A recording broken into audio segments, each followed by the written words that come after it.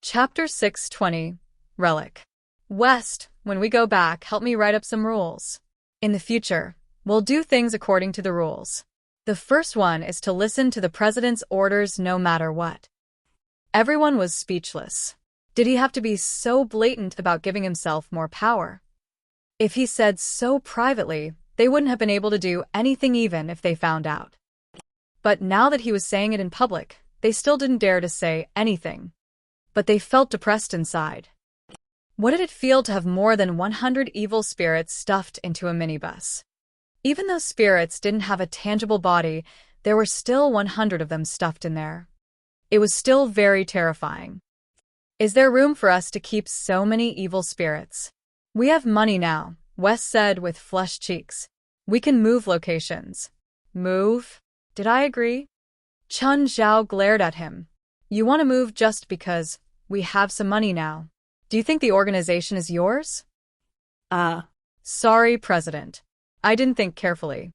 It's okay this time. Next time, remember to report to me. Chun Zhao was sick of this area too. It was a complete insult to his status as the president.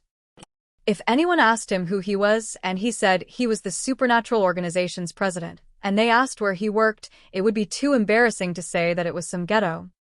President, do you have any requirements for the new headquarters? First, it has to be big. At least big enough for so many new members. There needs to be a kitchen, Jalanash added from the front seat. A shower room, Belia said. Everyone looked at her. They'd all seen Belia strip, war dance before. They shouldn't overthink. And a playground, Moore said. No, Chen Zhao said without hesitation. How old are you, and you still want a playground? Reject, Wes said. We'll get you a seesaw at most. Okay. Notify me immediately after choosing a location for the new headquarters. Chun Zhao looked at Pamela. Pamela, you're an official member of the supernatural organization now. Help watch them for me. Remember to tell me if anyone causes trouble. Pamela was a spirit, but her abilities and knowledge of magic were definitely the highest of the group. If she became an official member, she could help manage the evil spirits too. These horrible evil spirits were as tame as lambs before Chun Zhao. But they might not be so obedient before the other members. Chun Zhao couldn't watch over them every day either. Thus, if Pamela watched them, no big problems would occur. Pamela had to agree and submit to Chun Zhao too. If she said no, Chun Zhao might plaster her to the wall. They didn't have a close relationship after all. The ancient and weather-worn cave painting was made up of crude lines and paint, but the story that it recorded was true history. This relic seems to be worth the hike. The professor touched the painting with a gloved hand. Fanity wasn't very interested in the relic's paintings. This relic was half public. It wasn't fully public, but it didn't forbid exploration or research teams. Fanity walked deeper into the relic. Suddenly, a strange sound traveled out.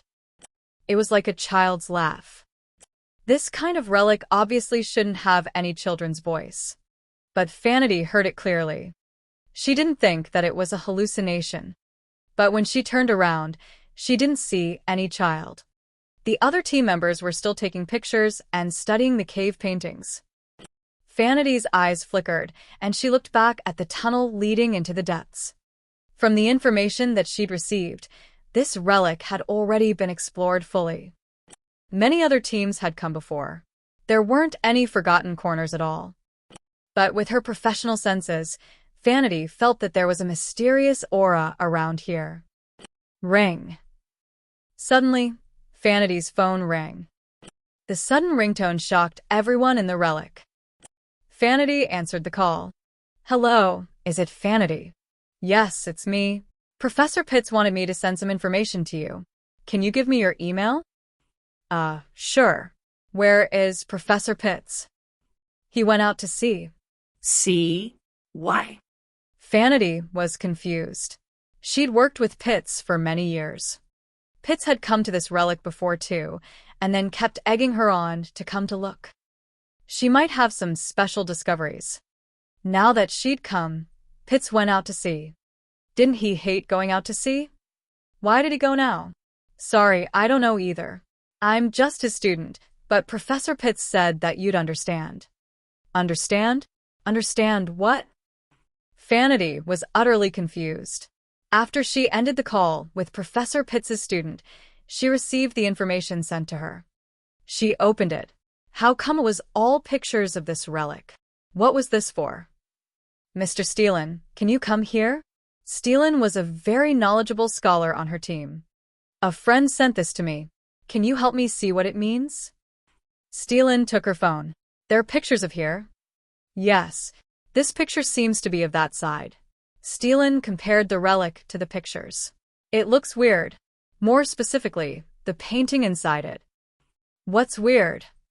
In Incan records, they worship the sun and sky, so most of their paintings look up to the sky and sun. But look at this picture. Steelen pointed at the painting on the wall. This tall man is looking at the ground. Are there no Incan paintings looking at the ground? There are, but very rarely. Looking at the ground symbolizes death. If someone in the painting is looking at the ground, it means that he's about to die. I still don't understand what's strange about this. Why can't it symbolize death? Vanity, look at this row of paintings. This man is like a hero of a fairy tale. He accepted 3 missions, killed a hungry man-eating wolf, defeated a crocodile in the water, and the bear king of the forest. He's walking on the path of becoming king. The path symbolizes glory, too. He should be looking up at the sky when he's becoming king. Incan kings wouldn't look down even up until death, but he's doing that when getting crowned. Then, what does that represent? Chapter 6:21, Rufford's personal record. Belief, Steelen said. This is an unusual ruler. He didn't believe in the sky or the sun. He believed in the earth and death. And then, the story ends here, Steelen said. Vanity turned in confusion. Earlier, she heard that child's laughter again. This made her feel that she was going crazy. She looked around. Leader. Huh? What? What's wrong? Are you okay? No, I'm fine. Vanity shook her head. Can you tell what the significance is of these pictures my friend has sent me? It should be the key point of this relic. What key point? After I came in, I sensed that this relic isn't complete. I suspect that a portion of it isn't here. I still don't understand. The relic was cut apart by someone and moved to another place. The wall paintings here actually point to where the other part is. Moved to another place? How can such a big relic be moved? Rather than move, you could say that it was built elsewhere, Steelen said. It's possibly due to the environment or political reasons at that time, making it impossible for the relic to be continued to be built. So the relic's owner changed location for some reason and continued to build the remaining parts. As for the reason, I don't know. Steelen paused before continuing. But judging from the various phenomena, your friend has already found the other half. He sent you an invitation. If you can decode it, then you'll qualify to explore more secrets of the relic with him. Chun, come walk with me, Laurent said. Go by yourself if you want to walk. Why do I have to go? We don't have that great of a relationship. Chun Zhao rolled his eyes. I'm going back to Sacramento tomorrow. Oh, is Winnip back? Chun Zhao celebrated inside. This old bastard was finally leaving. He could have his 2-person world with Fei Lai again. Suddenly, Chen Zhao felt like the world was sunny and fresh again. The entire world had become beautiful. I want to walk around Pamela's neighborhood again. Come with me. This old bastard was such a coward, so why did he insist on going there? Although Mapleville wasn't dangerous anymore. No. Go by yourself. If you don't go with me, then I'll tell Fei Lai that you hit me. If you tell Fei Lai, then I'll tell Winnip that you're looking for your old lover. Laurent was furious. I'm so pissed. Why would Fei Lai fall for someone like you? I'm curious too as to how an asshole like you can make someone like Fei Lai. I'll go alone. Laurent left with Chen Zhao's keys. Chen Zhao picked up his phone. There was a notification. American athlete Rufford won first place at the Tokyo leg of the Diamond League for men's 100 with 9:59 seconds. This broke his personal record and also made him become the first contestant to break 9:6 seconds. The current world record holder is Usain Bolt, but compared to Bolt, Rufford still has a lot of room for improvement. Bolt is already 32 years old, while Rufford is still in his prime. He is still improving quickly. In the past year, he'd run under 9.7 seconds many times. In the last national championships, he'd run 9.6 seconds. This was his first time attending the Diamond League, and he'd outdone himself again. Will he be able to maintain this level in the second leg in London? Or surpass his own record, or even the world record? Even though the world record of 9:58 seconds is already very hard to break, Rufford still has hope. Chen Zhao slapped his forehead. Rufford's Diamond League competition had already started. He remembered Rufford saying that the sixth leg of the race would be in New York on June 21st. He'd also promised Rufford to go watch the race. Chen Zhao called Board. "Hey, Board. It's me." Mr. Chen, can I help you? Is Rufford training? Yeah, he's training now. Where are you two? We're in London right now. We came early to get used to the track environment. Oh. Rufford's condition is pretty good recently, right? Very good, Mr. Chen. You saw the news of him winning Tokyo, right? Yeah, I saw it, Chen Zhao answered. Tell him that I'm happy about his current condition. Okay, I won't bother you anymore. The more successful Rufford was, the more he earned. Rufford was starting to make money now. In the past 3 months, he signed 2 endorsements. One of the endorsements was $1 million. This price was still far from a true superstar's level, but it was a good sign for Chen Zhao. What was a superstar or a track runner? One race could create a superstar. It was the same in both America and China. If Rufford could break a world record, the media would naturally turn him into a god. This wasn't like basketball or soccer players who had to prove themselves with an entire season or more. A top athlete star would earn at least $10 million. In a luxurious manner. I'm sorry, Mr. Tailist. I can't go to your party tonight, I'm sorry. It's okay. I understand, Tailist answered politely. As soon as he hung up, another call came in. Hi, Mr. Tailist. I'm sorry. I can't go to your party tonight. 20 minutes later, Taste was about to smash his phone down. 5 people who'd agreed to come to his party had declined the invitation in the past 20 minutes. He was a famous person, but now it was like he was being excluded. Another call came in. It was his old friend. Angus, you're not calling to say you won't attend my party tonight, right? Hey, Tailist, how did you know? Can you tell me why? I got Rasfa's invitation. You know that Rasfa is my enemy. You should support me. Tailist almost spat out blood in anger when he heard this answer. Tailist, I would support you in business, but I heard that Rasfa's party has the legendary Purple Brew. Purple Brew. Chapter 6:22, Value. What's Purple Brew? Tailist asked in confusion. You don't know? Angus said. It's the practically legendary wine. Oh, I remember. Is it the magical wine that apparently saved all the elites at the Hilda Hotel last time? Yes, Tailist was even more pissed. Even though he and Rasfa were equals in the company, they still competed in terms of abilities, connections, and wealth. This time, his party was rejected by many guests and they instead chose to attend Rasfa's party. This was a provocation or even a declaration of war to him. That night, Tailist discovered that practically no important guests had come. He was so furious that he smashed everything in his bedroom. It wasn't just a party. To upper-class elites like him, the guests at his party could reflect his identity and status. Like today, only some nobodies had come. This was like humiliation for him. It would be all right if 1 or 2 people didn't come. But practically no important guests had come today, so what would the 1 or 2 important ones think? They would think that Tailist's power had weakened and was abandoned by his allies. On the other hand, Everyone running over to Rasfa was also a great blow to him. Parties were important for strengthening and expanding connections, too. One party might not be able to represent anything, but what about 2, 3, or 4 times? Regular people would grow apart if they didn't meet for a long while, let alone interest groups. They also needed all sorts of gatherings and parties to maintain their relationships. Talist called Angus again late at night. "Hi, Angus. It's me, Talist." "Oh, Talist, what's wrong? How's Rasfa's party? Do you want to hear the truth or lie?" "Truth, of course. It's an addictive wine. It's amazing." "You're saying that he drugged it?" No.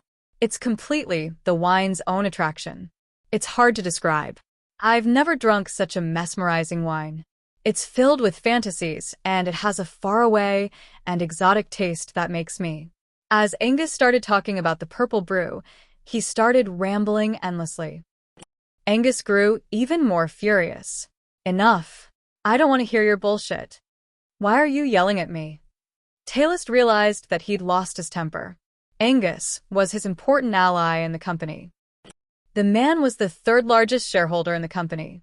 Talist was able to compete with Rasfa in the company due to the support of Angus and other shareholders. They didn't have a vertical relationship. He didn't want to lose this ally due to this. "Sorry, Angus. Is that wine really so tempting? Can it make people lose their minds?" No, it's the opposite. "It can make you more clear-headed. It's just so magical." Angus started rambling again. He could feel Talist's feelings too. "To be honest, if Rasfa provides this wine again and you hold a party too, I'll choose him too. Sorry, this isn't about interests. The wine is just unforgettable." Talist wasn't stupid. If Angus kept attending Rasfa's party, who could be sure that he wouldn't lean towards Rasfa? "Do you know the wine's background?" No. I asked him too, but Rasfa wouldn't answer. The others answer vaguely too. They say that it's from an Asian winery clan. "That damn Scrooge," Talist growled through clenched teeth. "Is there any way to get information about the wine from him?" "I can't. He's really guarded against me, as you know." Soon, there was a trending line among the wealthy of L.A. "Don't hold a party without purple brew, or else it'll be very boring." It was an incredibly proud thing to be able to host a party with purple brew, even if each person could only get 1 glass. Rasfa's friend pulled on him with a livid expression. "Rasfa, you've already thrown 3 parties. Each time, you say you ran out of purple brew, but then you can take 1 bottle out for the guests. You're obviously lying to me." Nelson had come to all 3 parties and drunk 3 glasses, but he grew even more obsessed. Each time, he would pull on Rasfa and try to get information about the purple brew. Or try to get the actual wine. But Rasfa kept his lips sealed about the purple brew and any information. Nelson wished he could tie Rasfa up and pry his mouth open. Yesterday, Nelson also held a party, but he discovered that many guests were a bit disappointed. One friend even asked why he didn't have purple brew. Nelson almost exploded. Why didn't he have purple brew? Didn't they know how precious that wine was? Nelson didn't lack money. His company's total value was 20 times that of Rasfa. He also had a small portion of the film industry. But Rasfa, someone who worked in entertainment, had something that he didn't. This was an insult to Nelson. "Nelson, I got this bottle today, and I hurriedly called everyone here to taste it. Doesn't this show my sincerity?" Being invited to taste the purple brew was completely different from having one's own bottle and inviting friends to taste it. "Rasfa, just tell me, what price are you willing to sell it for?" "Nelson, I really don't have any more. I heard that your company will screen a movie in July. I can help you add at least 500 theaters." Rasfa arched an eyebrow. Steven's new movie was airing in July. But Steven also came to complain that there wasn't enough time and there weren't many theaters. "Nelson, I'll try my best to get you a bottle. How long will it take?" "I can't promise you. You don't have any in your house." You can search me. "If you find one, I'll give it to you for free. I'm hosting an important guest in 3 days. I hope I can get a bottle by then." Any price is fine. You know that I don't care about money. Chapter 623. Winnip's Call. Ding. $2 million have been transferred to your account 45 *****. Your current balance is $3,922,441.15.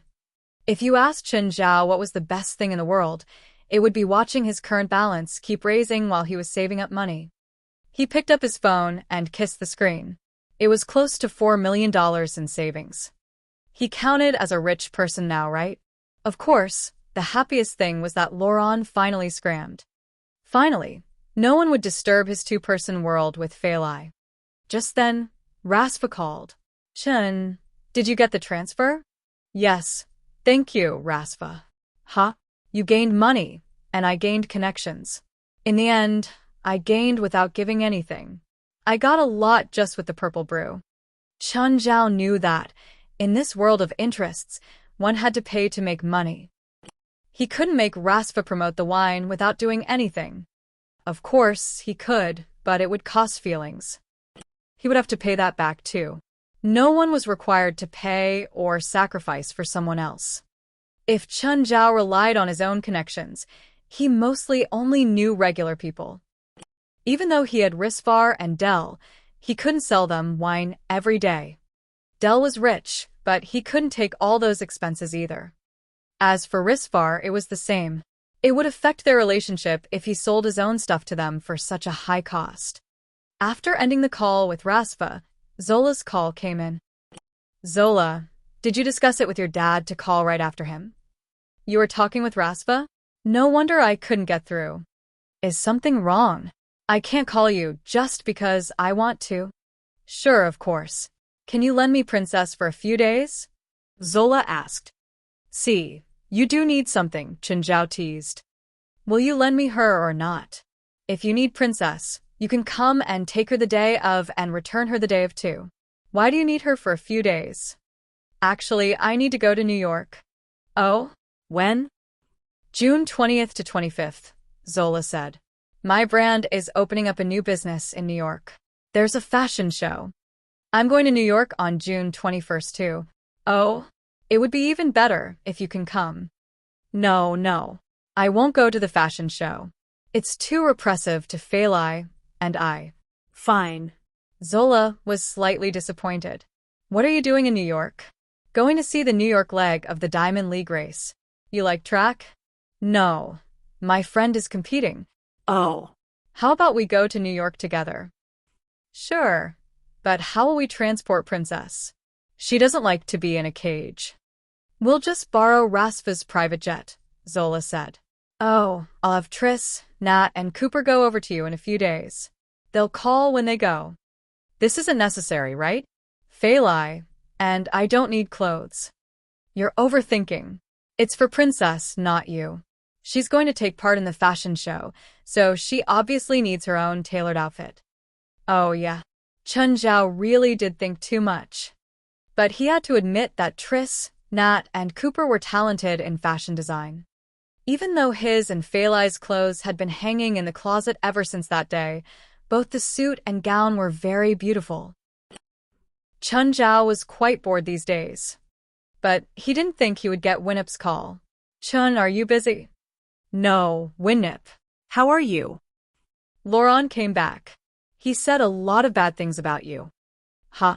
Laurent loves joking around. Winnip knew that Chen Zhao and Laurent didn't have a good relationship.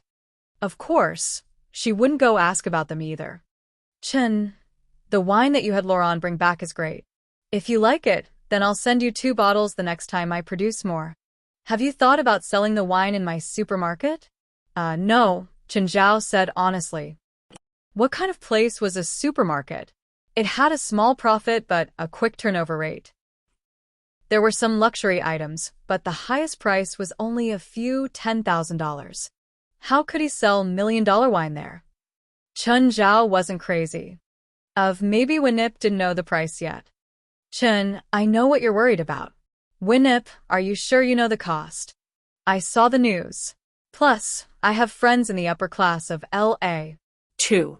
I know what the value of the purple brew is to them. But you still want to. I considered 3 points. First, this allows regular people to learn about the purple brew. Even if they don't get a chance to taste it, if you put it in my supermarket, they'll be able to see the bottle and produce many fantasies about it. Second, it'll obviously attract more customers. Third, it's the most direct benefit. You'll supply my supermarket a collector's edition of the purple brew and set a price that no wealthy person would buy. This would produce an even bigger uproar. Chun Zhao considered it. You said to set a price that no wealthy person would buy. What price is that? $99,999,999. $100 million. No wonder Winip said no one would buy it. Even people he knew, like Rasva or his own mother, wouldn't pay for that. Instead of something to be sold, it was more like an artifact. But then, Qin Zhao got another idea. What if he combined the purple brew with the spring of youth? Would that combined effect qualify for that number? He could try the effect first. Winip, I can't give you an answer now. I have to modify the wine. I can't just change the label and multiply the price. Chun, no one will buy it anyway. But what if someone does? What if the customer finds out that the collector's edition is the same as regular purple brew? This isn't a regular name brand bag. This is $100 million. If someone really bought it, it would be a huge blow to your supermarket and the purple brew. I don't want to take this risk. Fine. But are you sure you can raise the value of the purple brew 10 times higher? Chapter 624. Wine worth $100 million. Chun Zhao went straight into the river map. Old Turtle, take out the oldest wine. Old Turtle looked at him. The 100-year wine? Even you probably can't take it.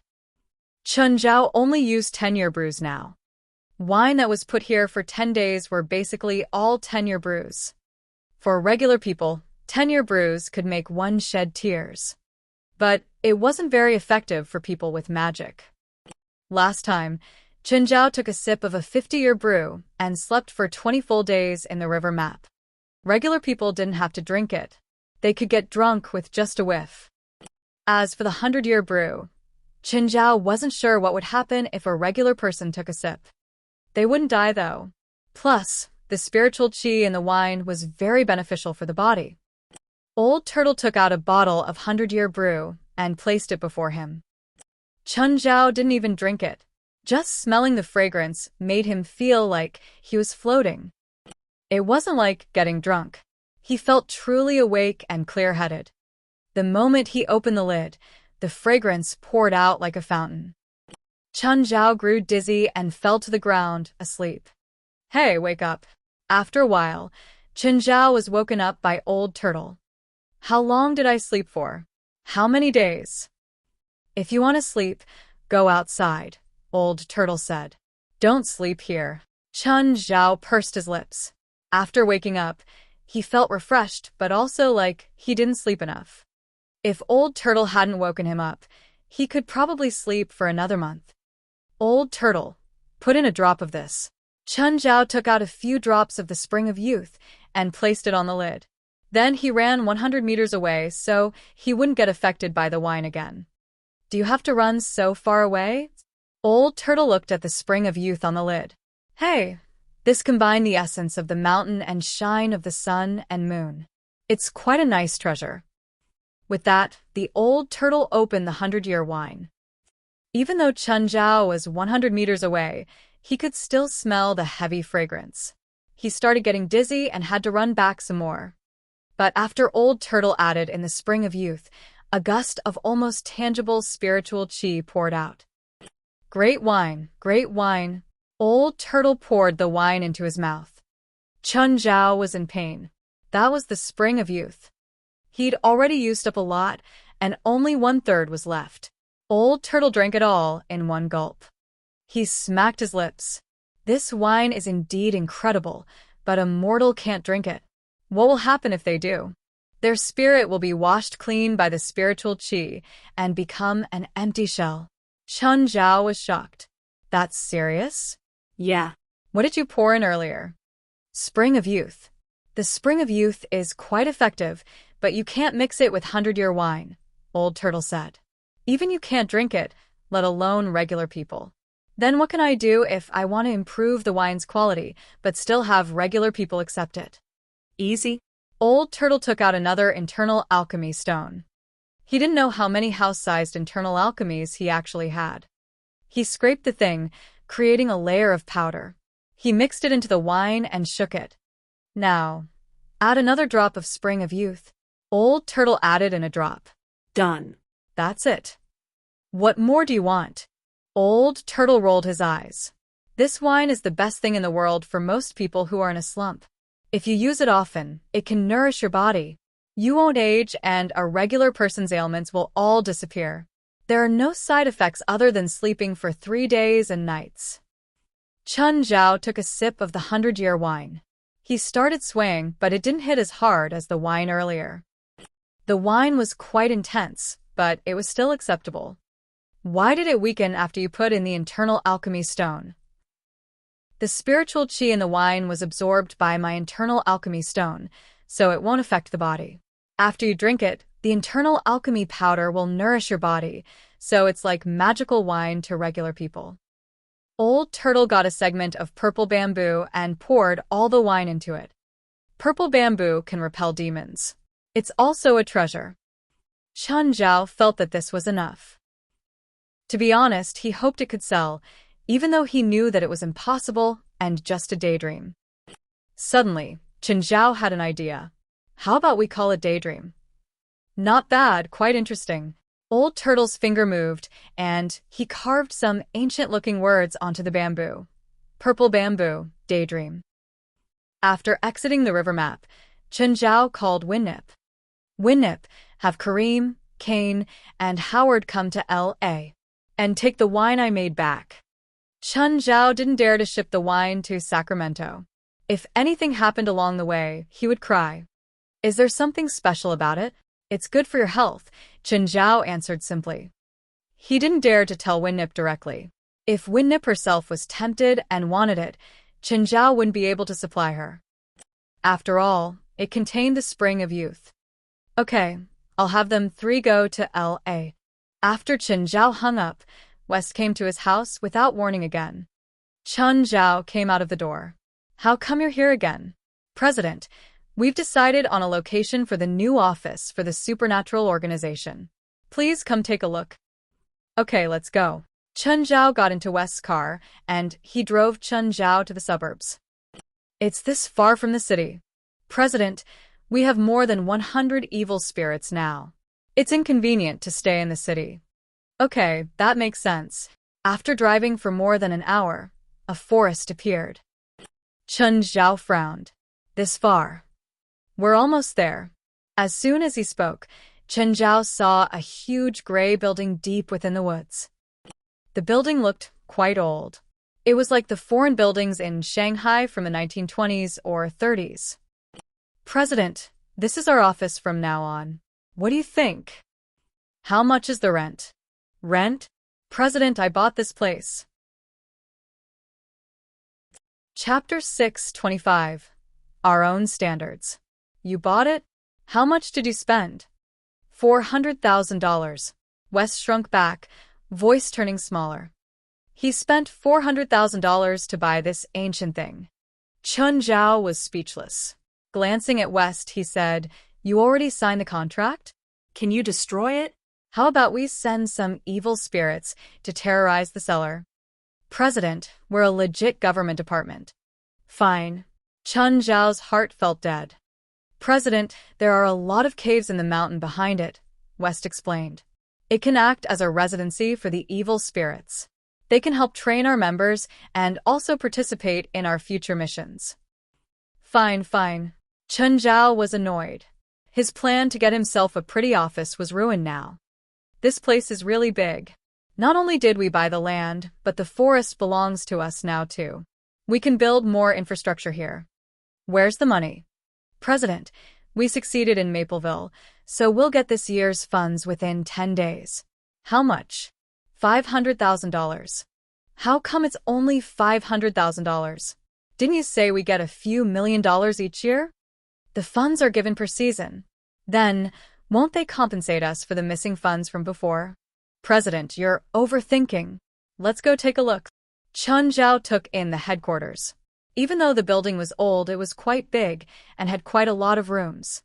There was a big yard in the back. A group of people were practicing magic there. Ugh, how about no? Chun Zhao felt annoyed when looking at his subordinates. I think that we should find our own profitable business, Chun Zhao said seriously. Such as? Such as licensing or something. We can evaluate supernatural figures and charge them for it. Huh. What? Is my suggestion bad?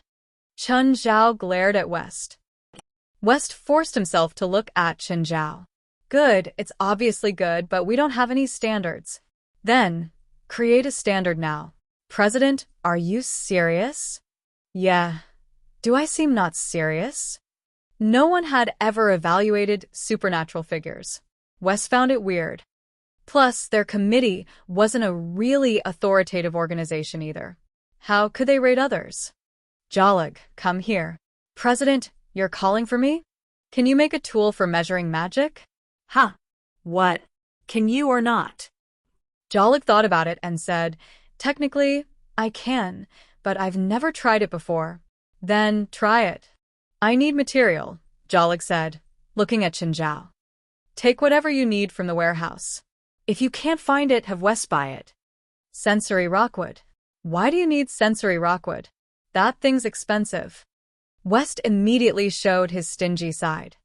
It can sense magic. If I use that and connect it with some circuits, I can create the simplest tool for measuring magic. Do we have any in the warehouse? Chun Zhao asked. Yes. Take it out. West unwillingly took out a thing that looked like wood and rock, but also like neither. It was the size of a fist. It was gray and pitted all over. Jolig took the sensory rockwood and started creating the magic tester. He needed some more material too. Chun Zhao and West just looked on from the side. They didn't know what Jolig was messing around with. Finally, after half an hour of work, a crude magic tester was completed. It was like a scale but with an extra sensory rockwood ball. It also had a dashboard. President, Mr. West, it's done. Do you want to try? How does it work? Put your hands on the ball. The sensory rockwood can sense the user's magic. West walked over and held the ball. The needle on the dashboard started jumping. But there were only tick marks and no numbers. Why aren't there any numbers? President, I don't know the standard for measuring magic. We'll set our own standard, Chun Zhao said. Call the others over. We'll discuss it together. West saw that Chun Zhao seemed to be pretty serious. He didn't look like he was joking at all. After everyone gathered over, West explained to them. Chun Zhao suddenly thought of something. A Deuce is a normal person. Does he have magic? Everyone looked at him. He felt speechless. I can't have magic, right? Come try. A Deuce held the ball with both hands, and the needle moved slightly. Regular people have magic too, but it's very weak. How about we use a Deuce magic as the standards one? Chun Zhao suggested. No one had objections. Chun Zhao was right no matter what. Everyone was quite interested too. They wanted to know what level they belonged to with their skills. Jolig made some slight changes to the tool and quantified it. Finally, after the second revision, Mana Tester 1.0 was officially complete. A Deuce measurement was 1. He would also be the standard. The full name of the quantified magic value was A Deuce Standard Mana 1. Who'll try first? Chun Zhao looked at everyone. I'll go first, Jolinash said. She walked forward and held the ball. The needle shot up instantly and finally stopped at 75. Jolinash looked around. She wasn't sure if her mana was high or low. Belia was second. Her mana was 95. Jolinash wasn't happy. Someone had higher mana than her. However, Belia wasn't a fighter and her combat abilities weren't as high as her, so she could manage to accept this. Third was the old member. His mana was 102. Jolinash's face darkened, but okay. He was old, so it was normal that he had higher mana. Fourth to test was Moore. His mana was 74. Fifth was Morid. His mana was 76. West, 85. Jalag, 58. Padalu, 40. An elite, 99. Aduz, 1. Jalanash was unhappy. She realized that her mana was only second tier. But now, everyone looked at Chenjiao. Chapter 626, Mana Classes. Chenjiao glanced at everyone and held the sphere with his left hand. The pointer shot up at once. It stopped at 205.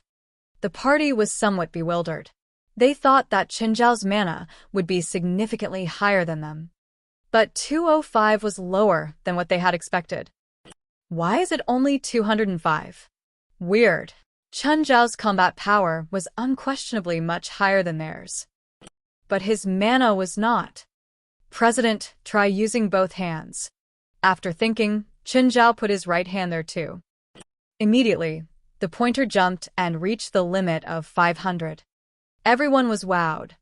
Indeed, Chenjiao was much more powerful than them. President, I'll modify it again. That's not urgent. Since we can obtain a precise value for our mana, we can now come out with a grading system, Chenjiao said. Then we'll produce certificates or badges that show which classes we're in. Let's have 5 classes. A, B, C, D, E, West suggested at once. Those below 100 mana will be in the lowest class E. For every 100 mana increase, the class will increase by 1. The president is of course in class A. In this case, apart from Chenjiao, only Burr would be in class D. Everyone else in the supernatural organization would be class E. Nobody minded, but Jalanash was very displeased. She had always viewed herself as being superior, but in the end, she was in the lowest class like the others. Sounds great. Let's do that. Chenjiao did not mind too. He just wanted a standard, any standard. How should we indicate that? Using cards? West asked. No. If we use cards, when spiritualists meet next time, they won't be able to see each other's identity and class directly.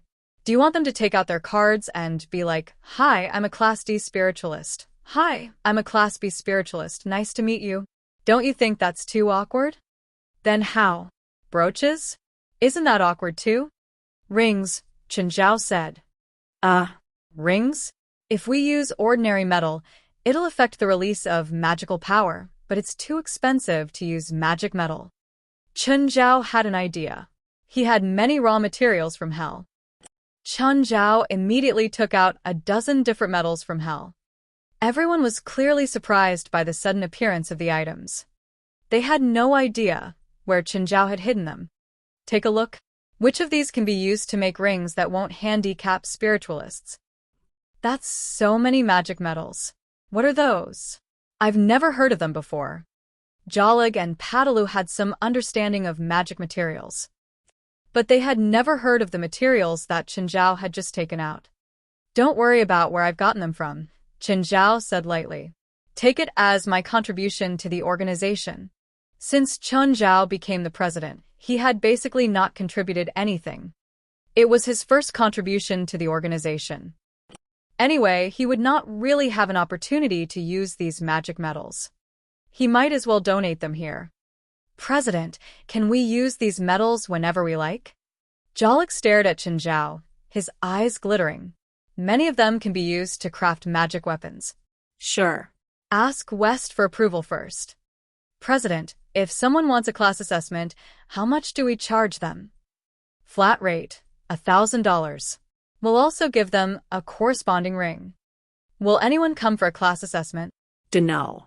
Go and advertise it, Chenjiao said casually. He did not have to do anything himself anyway. It was like how a boss issued a casual order, and the workers could work to death because of it. West seemed upset. What could he do, given that Chenjiao was the president? Moreover, he was the one who had invited Chenjiao here. Also, give those evil spirits some class assessment too. The supernatural organization had been organizing their HQ these few days. Jalik had also been improving the mana tester. He increased the limit of the tester. Chun Zhao's right arm had a mana of 615. When Chun Zhao put both of his hands on it, the reading was 754. Of course, the strength of one's magical power was not the sole indicator of one's combat power. An example would be Jalanash. She was in Class E with 75 mana, which was mediocre in the organization. But her combat power was really outstanding among all the members. Also, Burr was the only Class D member. But he was only a 10-second man. After 10 seconds, he would become a burden. Moreover, he would habitually sell the wine before its time. Sometimes he might be done in 3 seconds. Chun, I have an ordinary client for you. 10,000. Now, Ethan would only give Chun Zhao clients whose pay was over 10,000. It was not little. In fact, most people could not earn 10,000 a month.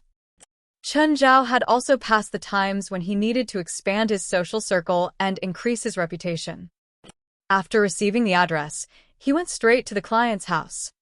It was an apartment. The location was pretty good, so the client must be rich. When Chun Zhao reached, he knocked on the door. A man in colorful clothing and heavy makeup opened the door. Are you the one who needs a doctor? Yes. You're the doctor? The man studied Chun Zhao with some contempt.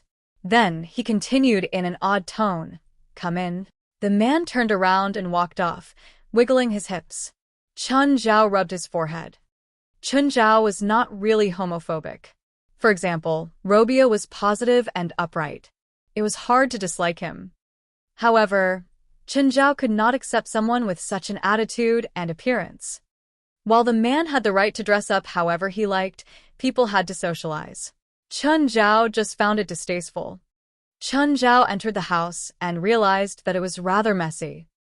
Cloths and drawings were scattered all over the place. On the few workbenches lying in the living room, there were many unfinished pieces of clothes. All the things here are very expensive. You better watch yourself, he said. Chun Zhao scanned the place, but did not find anything that looked valuable. How may I help you? Chun Zhao asked. The man removed his hat. Chun Zhao covered his mouth and almost burst into laughter. The man looked fashionable, but he was actually bald. Chapter 627. I will ruin your reputation. The guy didn't look happy. Don't laugh. Chun Zhao pursed his lips. Laughing at a patient was indeed impolite. But this kind of style clash made it hard for Chun Zhao to keep it in. He squeezed his nose, trying to suppress the urge to laugh. My hair keeps falling over the past few days, the guy said. Chun Zhao had him sit down and did a checkup. Does your father suffer from hair loss? Chun Zhao asked. It could be genetic and only pass through the men. No, the guy answered. He sounded annoyed and had a frustrated tone. Chun Zhao held a hand to the guy's forehead and looked around. What have you been eating recently? Nothing special. You probably have testosterone oversecretion, Chun Zhao said. I'll make a diet list for you. Eating according to the list can help recover your hair loss damage. I need to go back to the normal volume as soon as possible. You already lost hair. It won't grow back quickly unless you get a transplant. I heard that you're the best. I need the best service. But in the end, you're just a sham. Chun Zhao frowned. This baldy was just looking for disappointment. Any normal person knew that, even if balding could be cured, hair couldn't grow back quickly. If he discovered the problem earlier, Chun Zhao could help curb the situation. But he was powerless against hair that had already been lost. He could only perform recovery treatment, mainly by changing the patient's dietary habits and reduce testosterone secretion. The man's body had to recover from the damaged hair follicles before new ones could grow out. If you think I'm unable to solve your problem, then I'll take my leave. Did I say you could leave? The guy looked at Chun Zhao. If you don't want your reputation ruined, you better stay here. I'd like to see how you'll ruin my reputation. Chun Zhao scoffed and went toward the door. Just then, the guy rushed over. blocking his path. I suspect you're a thief. Thief? Do you have anything worth stealing? Chen Zhao glanced at him. I have the original material for producing high fashion. If I say I lost it, then I lost it. The guy looked at Chen Zhao and touched his chest. Stay the night with me, and I'll pretend nothing happened. Otherwise, I'll make it impossible for you to stay in L.A. Chen Zhao knew that some people were perverted, but he didn't think that he would meet one and get sexually harassed. Crack. Fuck. Chen Zhao slapped the man. Stay away from me. He never imagined that he would get sexually harassed one day. But as soon as he went downstairs, he saw a few policemen walk toward him. Chun, it's you? David looked at him in surprise. Sharon was beside him. What do you mean? You're here for me? We received a call that someone broke into a designer's home and hurt him. Just then, the elevator behind them opened. The guy rushed out, holding his face. Officer, arrest him. Arrest him. He robbed me and hit me. I need an ambulance. I need an ambulance. I need to get my injuries recorded. David looked at Chen Zhao. He could only extend his hands. What could he do? He couldn't attack the police, right? David handcuffed Chen Zhao and took him to the police car. Chen, what exactly happened? Chen Zhao was annoyed. You know what I do. I went to give him treatment, but he wanted me to stay the night with him, or else he would defame me. I slapped him. So, is this troublesome? David obviously trusted Chen Zhao. Don't worry. It's not troublesome. Someone like him must have done this before. We'll just need to look at the past records and it'll be easy to get things clear. He won't dare to go to court either. After all, this is a completely unplanned trick. Chen Zhao didn't need to explain too much with David. He'd already learned from Kate what Chen Zhao had done for him. To take revenge, Chen Zhao had destroyed an entire criminal group. Just this made it worth it to help Chen Zhao no matter what. As for saying Chen Zhao broke in to steal, it was nonsense. David knew that Chen Zhao had a high personal worth. It was obviously impossible for him to go rob someone in broad daylight. Chen Zhao wasn't worried that he would get sued. He was just unhappy. He was harassed by a pervert and then framed. At the police station, Sharon started laughing at Chen Zhao. Chen, I didn't think you'd end up like this one day, getting handcuffed by David. She didn't believe that Chen Zhao would rob someone either. She didn't like Chen Zhao, but it was mostly due to his frivolous actions. A while later, the guy came out of the confession room. His face was wrapped in gauze. Seeing Chen Zhao, his eyes filled with hatred. He sat before Chen Zhao. Chinaman, I told you that I'll ruin your name and make it impossible for you to survive in L.A. Just then, right came. Chen Zhao was a professor at UCLA, so the police would notify her if something happened. Who did you say you'd ruin the name of? And who are you? The guy looked up at Wright. He was unsure at the sharp aura. I'm the president of UCLA, Wright said powerfully. All the professors and students of the law school and the lawyers and judges graduated from the school are ready now. Are you ready? The guy's expression stiffened. It felt like he'd run into a beehive. Wright slapped the table. I'll dig out all the secrets of your entire family, how many people you fucked before, and if you've had sex with underage minors. I'll find it all. Then she added, oh, and the length of your dick. The guy opened his mouth. Chen Zhao and Sharon were both stunned by Wright's powerful opening. Perhaps you want to experience the atmosphere of the highest court, Wright said. I'll make you regret it for the rest of your life. The guy's face was gray. He didn't think that framing Chen Zhao would make the principal of UCLA pop out. Just then, another person came in. Kate walked in. Hi, Chen. Hi, Kate. He wants to sue you? Chapter 628, Displeased. David told you about it. Chen Zhao was surprised by Kate's arrival. Kate looked at the sissy. Perhaps you don't know me, but I can introduce myself. I'm the chief reporter of the L.A. Daily News. I have 30 freelance reporters under me. If you contact any minor, I can turn it into child sexual abuse. Chen Zhao felt like he had become a vicious bully.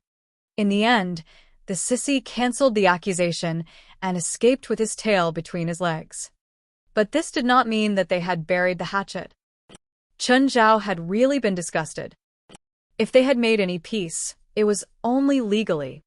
Chun Zhao was no longer his old self, who would keep quiet and pretend that nothing had happened after being bullied.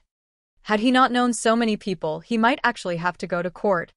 Regardless of whether he would be sentenced, it would be an unpleasant experience. David and Kate walked Chun Zhao out of the police station with teasing smiles. Chun, to be honest, being harassed by a pervert is a special experience in life. Exactly. Look, David's never been harassed before. Are you still my friends? Chun Zhao was upset. I'm leaving. Let me drive you home, David invited. Forget it. I'll get a cab before you have another chance to mock me. Since David got injured last time, his relationship with Kate had been improving. Chun Zhao was pretty glad. At least he did not have to worry about them suddenly breaking up. Once Chun Zhao returned home, Fei Lai came to comfort him. Fei Lai, why do you know about this too? David told me. Fei Lai was the last person Chun Zhao would tell the incident to. It was simply embarrassing. He was harassed by a sissy and then arrested by the police. Fine. Fei Lai just wanted to comfort Chun Zhao. But very soon the atmosphere changed. Because even she found it hilarious. Chun, don't be sad. At least this proves your charm. You can even attract men. Chun Zhao pulled Fei Lai and did it with her on the spot. Fei Lai, do you want to go to New York on the 21st of June? Haven't you just been there? The Diamond League has a track and field competition in New York on the 21st of June. Rufford is taking part.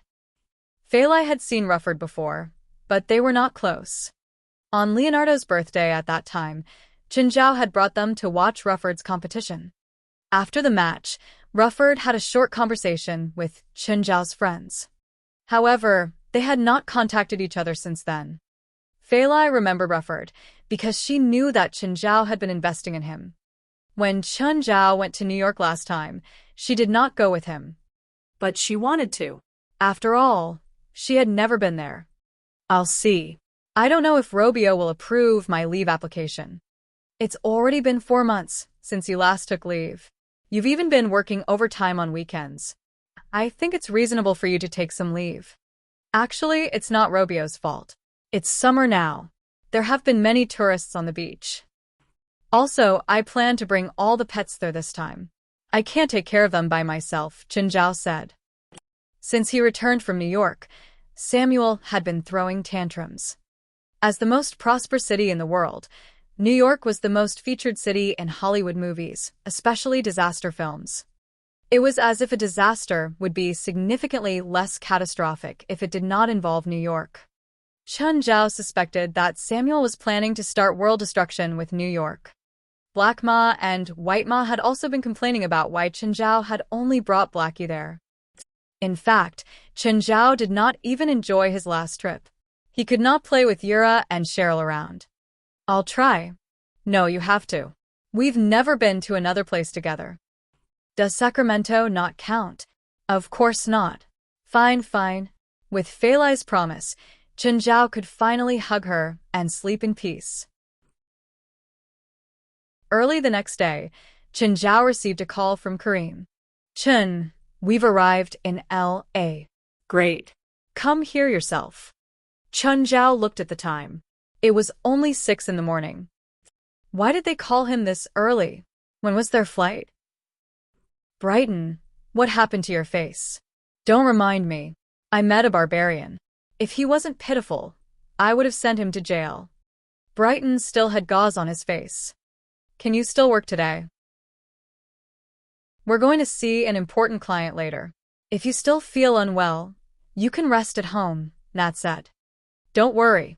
It won't affect work. Brighton had just become Nat's assistant designer. Since the client was important, Brighton did not want to be absent. Then cheer up. Cooper and Triss are going too. Don't embarrass me there.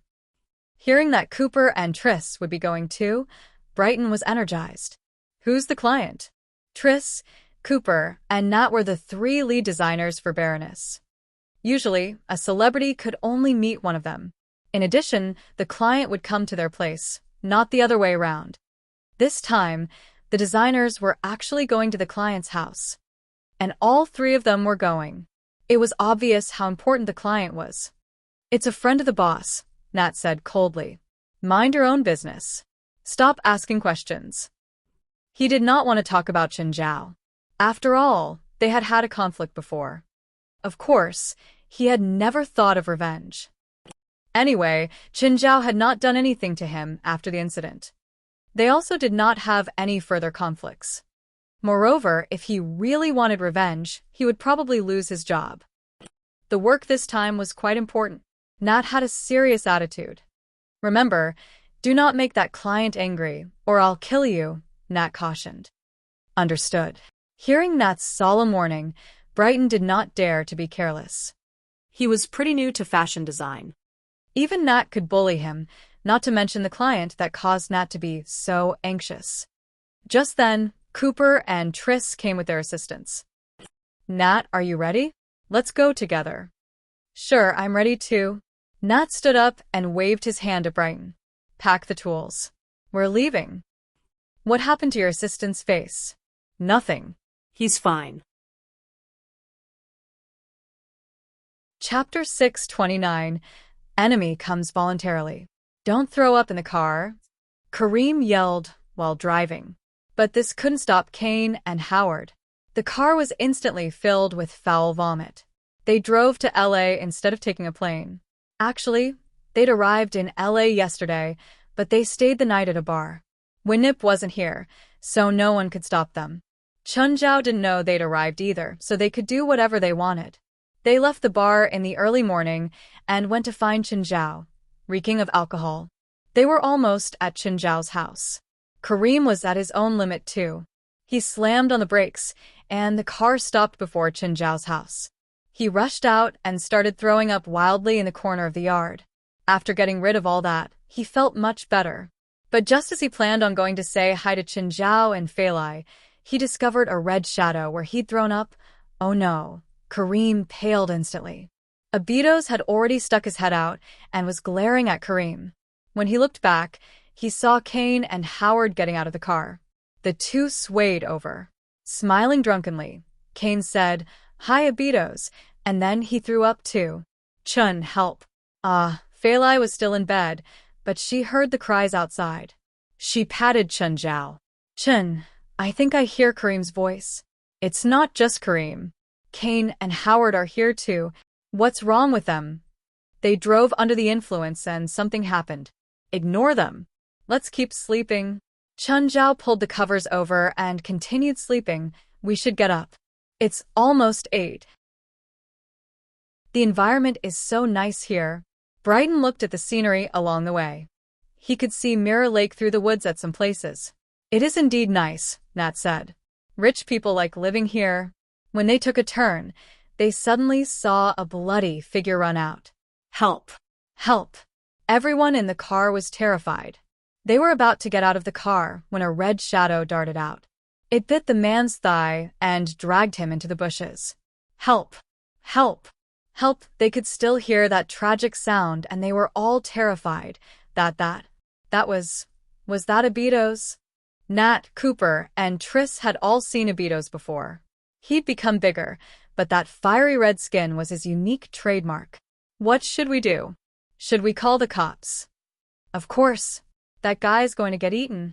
Just then, they heard rapping on the glass. Turning around, they saw that the person who'd been dragged into the woods had come out. But his state was even more terrible. It was like he'd just gotten taken out of the front lines.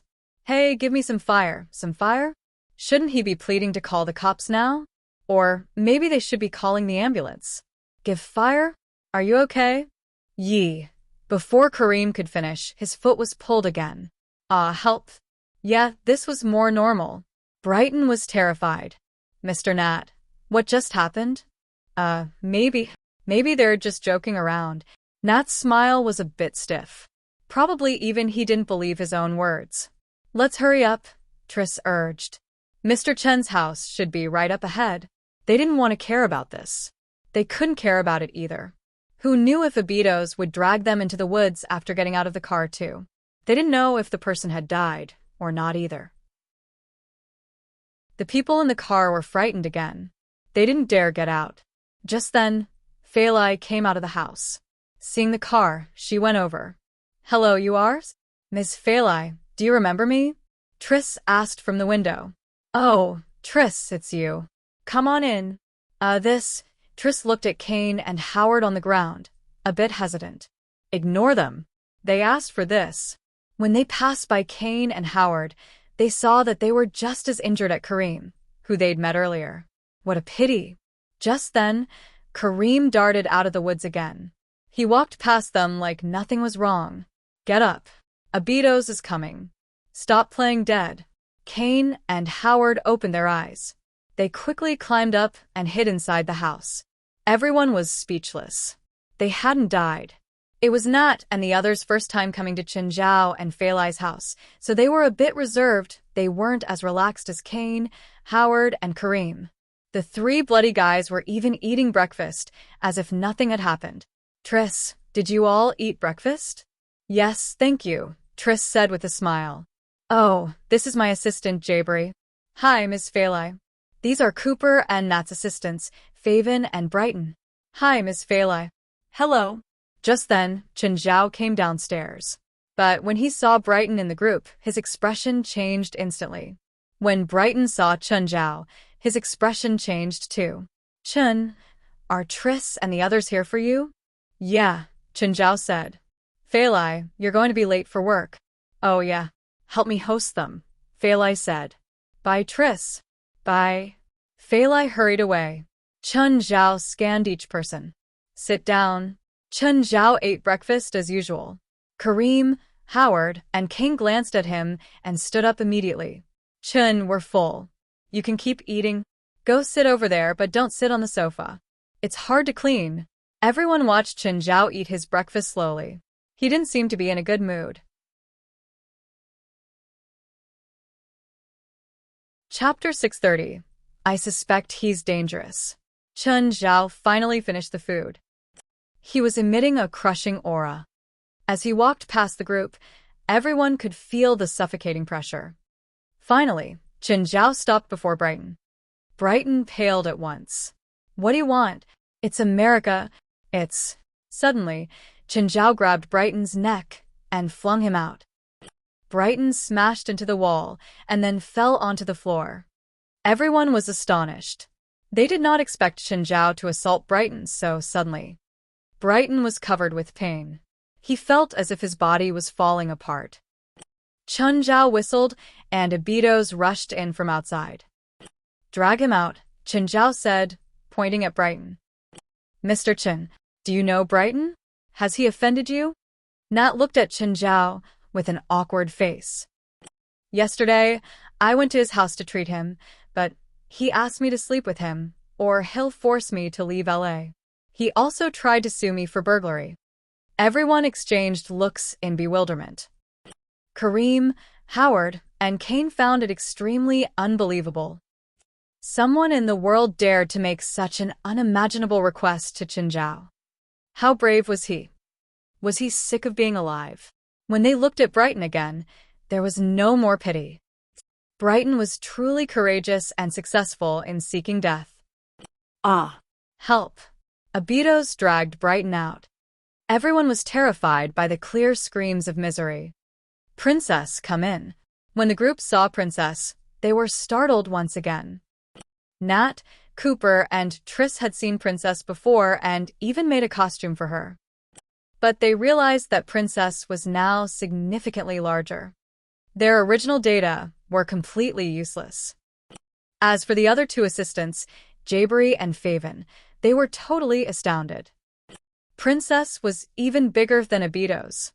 Only Kareem, Howard, and Kane could remain calm. The three designers and two assistants took Princess's measurements in disorderly haste. Princess, can you stand up?" Indeed, Princess stood up right away. But she was almost 4 meters tall. The designers could not reach her at all, so they had to stand on chairs. Just then, Samuel expressed his indignation. He felt that he was the most important member of the family. Meow. Chen Zhao was speechless. Design a costume for my cat too. He wants it too, Chen Zhao repeated, pointing at Samuel. Fine, you're the boss. Whatever you want. They were really scared that Abitos would drag them out, as well should they reject Chen Zhao's request. After some tiring work, they finally finished everything. Mr. Chen will probably come again in a few days for Princess and the cat to try their costumes. Sure, call me before you come. I might not be at home. Understood. About Brighton? I have yet to vent my anger. What? Are you going to persuade me? Chen Zhao glanced at the group. Of course not. He deserves it. It was obviously impossible to dissuade Chen Zhao at the moment. Trying would only get themselves involved too. It was wiser to protect themselves. They did not want to risk themselves for that idiot. Chen Zhao made a call. West, I have someone here. I suspect he's dangerous. I don't care what you do, but force him to speak. Everyone shivered. Was Chen Zhao treating Brighton as a terrorist? It was slightly violent. Soon, West arrived and dragged Brighton into his car. Okay, you may leave now. Nat and the rest escaped immediately. They did not dare to stay here any longer. Chen Zhao's identity had also alarmed them. The only thing they could do now was to pray that Brighton could come back alive. Chen, that's brutal. I feel I was merciful enough. Look, I didn't kill anyone. The three found Chen Zhao's words reasonable. Now that they thought about it, Brighton was actually not murdered on the spot. What a lucky guy.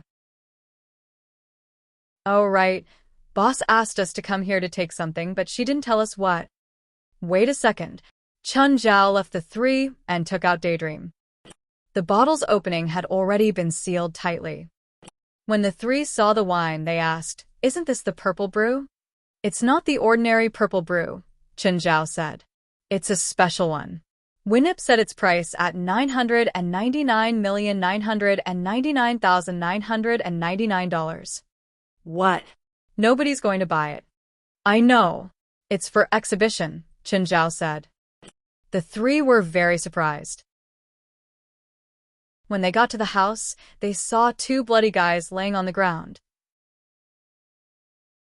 It was okay when Fei Lai was here, but after she left, his expression became frosty. Mr. Chen, did we disturb you? Should we come another day? Chapter 631. Coincidental Win. President, you're so awesome. How did you find out? Wes looked at Chen Zhao excitedly. Chen Zhao looked at him indifferently. What's so hard about it? I can see through whoever looks at me. Inside, he thought I really hit the jackpot with this coincidence. He could catch a supernatural criminal like this. But he seems really weak, Chen Zhao said. His mana is 122. He's a Class D criminal, but his combat power isn't that strong. His mana is mostly used to maintain his looks. He's actually already in his 50s. Chen Zhao felt really uncomfortable. He was actually harassed by an old man in his 50s. No wonder he had such bad hair loss. He was already over 50. President, in the beginning, he said that his family wouldn't forgive us. Family? Does he have supporters? Did you investigate his family yet? President, I think the family is an organization. What organization? Have you heard of it before? No. Continue to interrogate him, Chen Zhao said. Since they'd already determined that the guy was a supernatural criminal, then it was under their authority. After 30 minutes, West came out. He was exhausted and sweaty. West, how come it looks like you just had sex with him? President, please don't joke like that. I'm tired from beating him up. We're a supernatural organization, and you're interrogating using such normal methods? How lowly. Then, President, how about you do it? This crude job doesn't suit me. Call the others over. The other members were summoned. After the situation was explained, everyone wanted to try and show off. Of course, Chen Zhao had a simple requirement. Use supernatural powers to make him talk. Unfortunately, Brighton's mouth was tighter than they'd imagined. Just then, Pamela spoke. Let me try. She was now an official member, so she had the right to take part in this kind of mission too. Okay, you try? Pamela could feel that the members of the organization still weren't comfortable with her. However, she wanted to fit in. After all, being a lonely ghost was far from as comfortable as having a refuge like this. Pamela didn't need anyone to open the door. She went right through the wall of the room. And then everyone heard pained cries stream out of the confession room. The cries were honestly blood-chilling. A while later, Pamela came out of the interrogation room. How did it go? Did he talk? No. Everyone was disappointed. They'd thought that Pamela could be more useful. But in the end, it was the same. She couldn't make Brighton talk. Then Pamela said, he might have been cursed by a talking spirit. Huh? Talking spirit? If he says any critical information, he'd get killed by the talking spirit, Pamela said. That's why he doesn't dare to talk. Chun Zhao considered it. So, there's no way to make him confess. From his fragments, I guess that the family includes very strong spiritualists. L.A. might have other members too. To be honest, don't you think this group is kind of funny? Chun Zhao asked. Maybe he was affected by a certain Chinese reality TV show, but he just found it funny.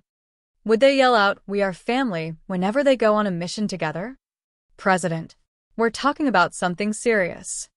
After getting to know Qin Zhao, they discovered that it was hard for him to be serious. It was such a grave discussion, but how did he get led astray? What? You're talking about something serious, but I'm not? Are you looking down on me? President, how about we take a break today? Fine. Don't kill him. I'll go back and think of a way to pry open his mouth. Just then, Qin Zhao got a call from Zola. He guessed that she was here to ask about Brighton. Zola, are you going to ask about that guy? No. What does his life or death have to do with me? Zola indeed didn't plan on getting involved. With her relationship with Qin Zhao, she would support Qin Zhao no matter what. Plus, when she'd heard that Brighton harassed Qin Zhao, even she wanted to kill the man. As for his fate, she cared even less. I just wanted to ask if there's anything you need help with. Anything. Zola's words were already very clear. If Brighton was dead, she was willing to help quell the problem. Whether Zola was able to or not, Qin Zhao had to be grateful.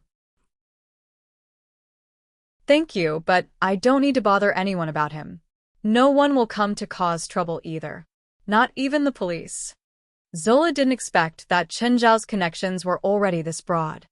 He could make someone disappear in broad daylight and not be affected at all. Okay, I did this for nothing. No, I should thank you for your concern. Let's stop talking about this. I heard that old man Stephen has a problem. Will you go visit him? Sure. I'll find time to go see him. Qin Zhao knew about Stephen's problem. It was the movie. Stephen was unhappy these days and buried himself in the movie production. Last time, he'd asked Qin Zhao for 2 bottles of wine to invite some people from the theaters and media to help with screening and promotion. But it wasn't very effective. After all, this wine wasn't a drug. It wouldn't mess with their minds just by drinking the wine. Qin Zhao couldn't do much to help Stephen, other than giving him some wine.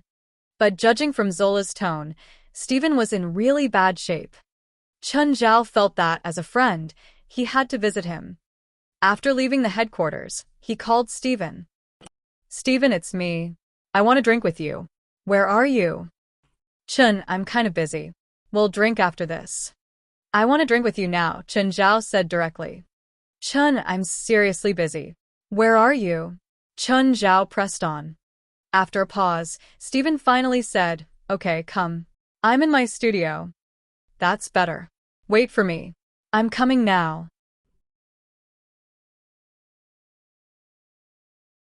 Chapter 632, True Form. Sir, who are you looking for? Stephen. The receptionist blocked Qin Zhao's way. Do you have an appointment? The receptionist looked at Qin Zhao. With 2 bamboo containers on his back, Qin Zhao really did not look like a decent person. Yes, you can call Stephen. Of course, please wait. The receptionist was about to return to the front desk and call Stephen when he realized that Chen Zhao had entered the elevator by himself. Sir, wait. The receptionist quickly rushed into the elevator. Sir, please go down and leave with me. Outsiders are not allowed in here. Don't worry. I've really made an appointment with that old man. Sir, please. If you have an appointment, let me ask first. I might lose the job because of this. I promise you won't. The elevator stopped, and Chen Zhao shouted right away, Stephen. Stephen walked out from a dim room, his hair messy. There were obvious dark circles below his eyes. Mr. Stephen, I'm really sorry. He entered by force. I'll get the security. Stephen waved his hand. No need. Don't stop him if he comes again. Oh, understood. The receptionist glanced at Chen Zhao. There were only 2 people who could come here without notice. But now there would be one more. Where's your office? Let's go there. Asshole, you knew that I'm super busy, and yet you had to come and disturb me. I was worried you'll just die. You look terrible. After they entered the office, Chen Zhao closed the door. When Chen Zhao opened the cover, an indescribable, intense aroma filled the air. Stephen gasped. This is not the purple brew. No, but it's better. Chen Zhao grabbed the wine. But it'll make you sleep for 3 days. Are you sure you want to drink it? Stephen understood it at once. Chen Zhao wanted him to rest. Stephen began to hesitate. The wine smelled way too good. Even the smell was unforgettable. He even felt slightly energized. If he could take a sip, how good would it be? Stephen gulped. Leave the wine here. I'll drink it after I finish my work. Fuck. I'm here to drink with you, and you want me to leave the wine here and then leave? Are you still my friend? Fine. Take the wine away, Stephen said, his face filled with pain. But his rationality eventually defeated his impulse. No matter how good the wine was, it was not as important as work. Stephen, don't tire yourself out too much. You need to rest. I know you're trying to help me, but... Chen Zhao did not know how to persuade Stephen. Stephen's attitude was firm. Work was the most important thing. In the end, Chen Zhao still left the wine here. Stephen could drink it if he wanted to. As soon as Chen Zhao entered the elevator, Stephen hurried into the dim room. Chen Zhao called Rasva, asking him to look after Stephen. Stephen was in really bad shape at the moment. Chen Zhao was a doctor, not a housekeeper. If his patient would not take care of their own health, there was nothing he could do either. By the time he returned home, it was already after 8 p.m. Chen Zhao had a quick dinner. Then, he sat beside the lake with Fei Lai, enjoying the quiet moment. No one disturbed them. Everything was calm and peaceful. Just then, Abidos climbed over. Chen, is Abidos really a fire dragon? Fei Lai knew Abidos' real identity since the beginning, but she had never seen his true form. Chen Zhao glanced at Abidos. He petted Abidos and then threw him a demonic crystal. Abidos charged toward the lake. Just as he was about to run into the water, he kicked the ground hard and jumped a meter into the air. As he was falling, a pair of wings suddenly opened from his back with a whoosh. Abidos slapped the water with his tail, gliding just above the surface.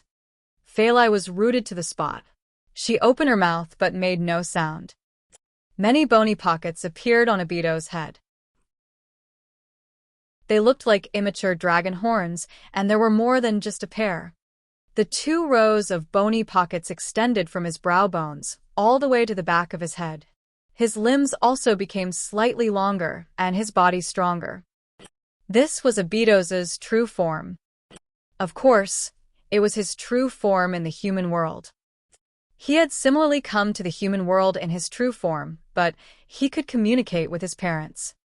Chen Zhao had no idea how it was done. Moreover, Abidos could change his form for a short time, just like the Silly Twins combination. The Silly Twins combination skill also had a time limit. Suddenly, a column of water shot up from the lake. The bored Amon was actually actively provoking Abydos. Dodging the water pillar, Abydos fired back with a mouthful of dragon breath. Amon hid under the water. Although Abydos' dragon breath was powerful, it could not hurt him. Then, Amon slapped the water with his tail and a huge wave stormed toward Abydos. Abydos flew 20 meters into the air, avoiding the wave. It seemed as if Abydos was preparing something in his mouth. His whole body gave off a red light. Then Abydos blasted something out of his mouth. A fireball dropped down. Boom. It was like 1 kilogram of TNT had been detonated. Massive waves raged within 10 meters of the point of impact. Chun Zhao and Fei Lai were totally flabbergasted. Even Chun Zhao did not expect Abydos to have such a potent ultimate. It was probably as strong as his sneeze cannon from the mouth of Glutton. Amon would not resurface again. He was probably frightened by the attack too. Fortunately, he had hidden in the water. If he was on the surface and hit directly, he might have died. Nonetheless, after making the attack, Abydos seemed weaker too. Flapping his wings, he returned to the shore, after which he restored his usual form. Has Abydos always been this strong? Fei Lai touched Abydos, who lay beside her. He's only a child. A child? How strong will he be when he becomes an adult? Chun Zhao was unsure too. It would depend on how much Abydos was suppressed by the principles of the human world. Anyway, there was no way he would be as strong as his mother, Oris. Furthermore, he could not maintain his fire dragon form forever. Ada, Mother told me that the human soul has completed the translation. Can you tell me the translated content? No, it's too much. I can't maintain the connection with Mother for too long. Chun Zhao sighed. It seemed like he had to go to hell again. Chapter 633, Devil's Day, Baptism. Chun Zhao came to hell again. Today, it seemed to be special. The sun and moon were both out. Chun Zhao's mouth of gluttony appeared directly. The curse vision and eye of shadow vision opened at the same time.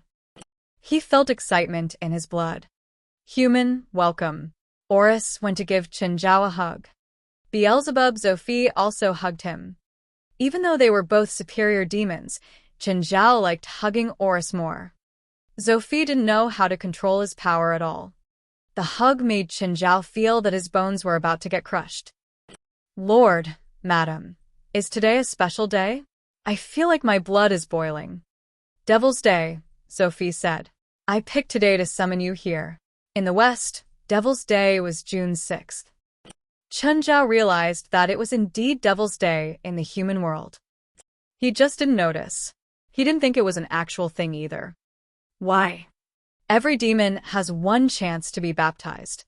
It allows their demon power to be purer and stronger, Zophie said.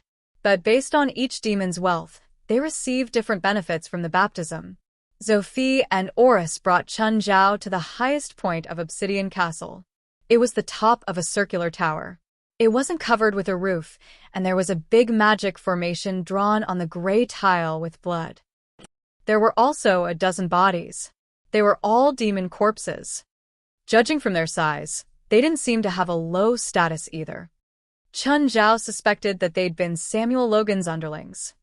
Do you still have angelic crystals? Zophie asked. Yes. Chun Zhao took out a perfect crystal. He'd received this from killing Jerry last time. Zophie didn't like the aura, but merely touching it wouldn't hurt him. He crushed it with all his might. Chun Zhao realized that he could crush the angelic crystal without much power. But Zophie seemed to have trouble. Was it because they countered each other? Then Zophie sprinkled the powder over the magic formation. What is this for? Sacrifice, Oris said. To a mighty demon king, all beings can be sacrificed. The more superior the sacrifice, the more you receive in return. Regular demons may prepare the entire year for this. As His Majesty's enemy, angels would be the highest level of sacrifice. Of course, no one can actually sacrifice angels, so we can use angelic crystals in their place. No, Go stand in the center of the magic formation. Chun Zhao dragged his huge right arm and stood in the center of the formation. Oris lowered onto one knee while murmuring something. I'm not sure what you'll receive from His Majesty, Sophie said. But if you feel like you can't take it anymore, leave the center. If it surpasses your limit, you'll burst from his power. Okay, understood. Sophie also lowered onto one knee at the side. Next, he and Oris placed their wrists at their mouths at the same time and bit down hard. The blood of the two superior demons dripped onto the blood-red magic formation. Sahu, Marsala, Hilda, was, Yeduda. Sophie and Oris uttered complicated and difficult syllables. Chun Zhao understood the demon language, but he still didn't know what they were saying. Suddenly, he felt something. He looked up at the red sun and moon. In that instant, he saw a figure descend from the sky. It seemed to be filled with light, but also shrouded in darkness. Chun Zhao couldn't see the six-pointed star emblazoned into the figure's eyes. As if his right arm had lost control, it raised in the air. His entire arm was covered in blood, and the mouth of gluttony was screaming. Right then, his clothes exploded. Black lines appeared under his skin. This was the blood from the King of Wrath that Logan had left in him last time. Samuel still hadn't helped cleanse him of it. Right now, that blood was also affected and emerged. The figure in the sky grasped Chun Zhao's right arm. The other hand pressed onto his chest. The figure opened his mouth and uttered syllables like Beelzebub, Sophie, and his wife. Next, the black lines on Chun Zhao started falling. They landed on the ground and transformed into a pool of black liquid. His right arm also shrunk back to its original size. Chun Zhao felt that the mouth of gluttony didn't weaken. Instead, it became even stronger. Immediately after, the mouth of gluttony bit down at the figure. The figure was now missing a corner. The black liquid on the ground also extended and wrapped the remaining parts of the figure and dragged it into the darkness. Before it was completely dragged into darkness, the mouth of gluttony took another bite. Then Chun Zhao shook his head. He woke up. The blood-red magic formation on the ground disappeared. Sophie and Oris stood on the side, looking at him. You completely accepted His Majesty's gift. Chun Zhao scratched his head. I can't really remember what happened. That's normal. Most demons can't remember the process. Even if they remember, the baptism in everyone's memories are different. I sense Logan's blood in you. You swallowed his blood before. Yes. Chun Zhao didn't deny it. He looked at his right arm. It looked a bit darker than his left arm. Then he lowered his head and looked at his shadow underfoot. Suddenly, his heart jumped. His shadow suddenly extended a hand that had been formed by the black liquid. He was shocked. This was too strange. But as he got distracted, the hand transformed back into a liquid and returned to his shadow. Come, try punching me, Sophie said. Punch you? Yes, use all your power. Chun Zhao grasped his right arm. So, punch you with all my might? He knew that he was still far from Sophie's level, so he didn't worry that he could hurt Sophie.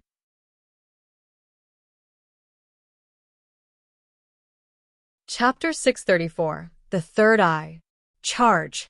Chun Zhao drew in a deep breath, quietly feeling the power flowing in his body. Power had never felt so real before.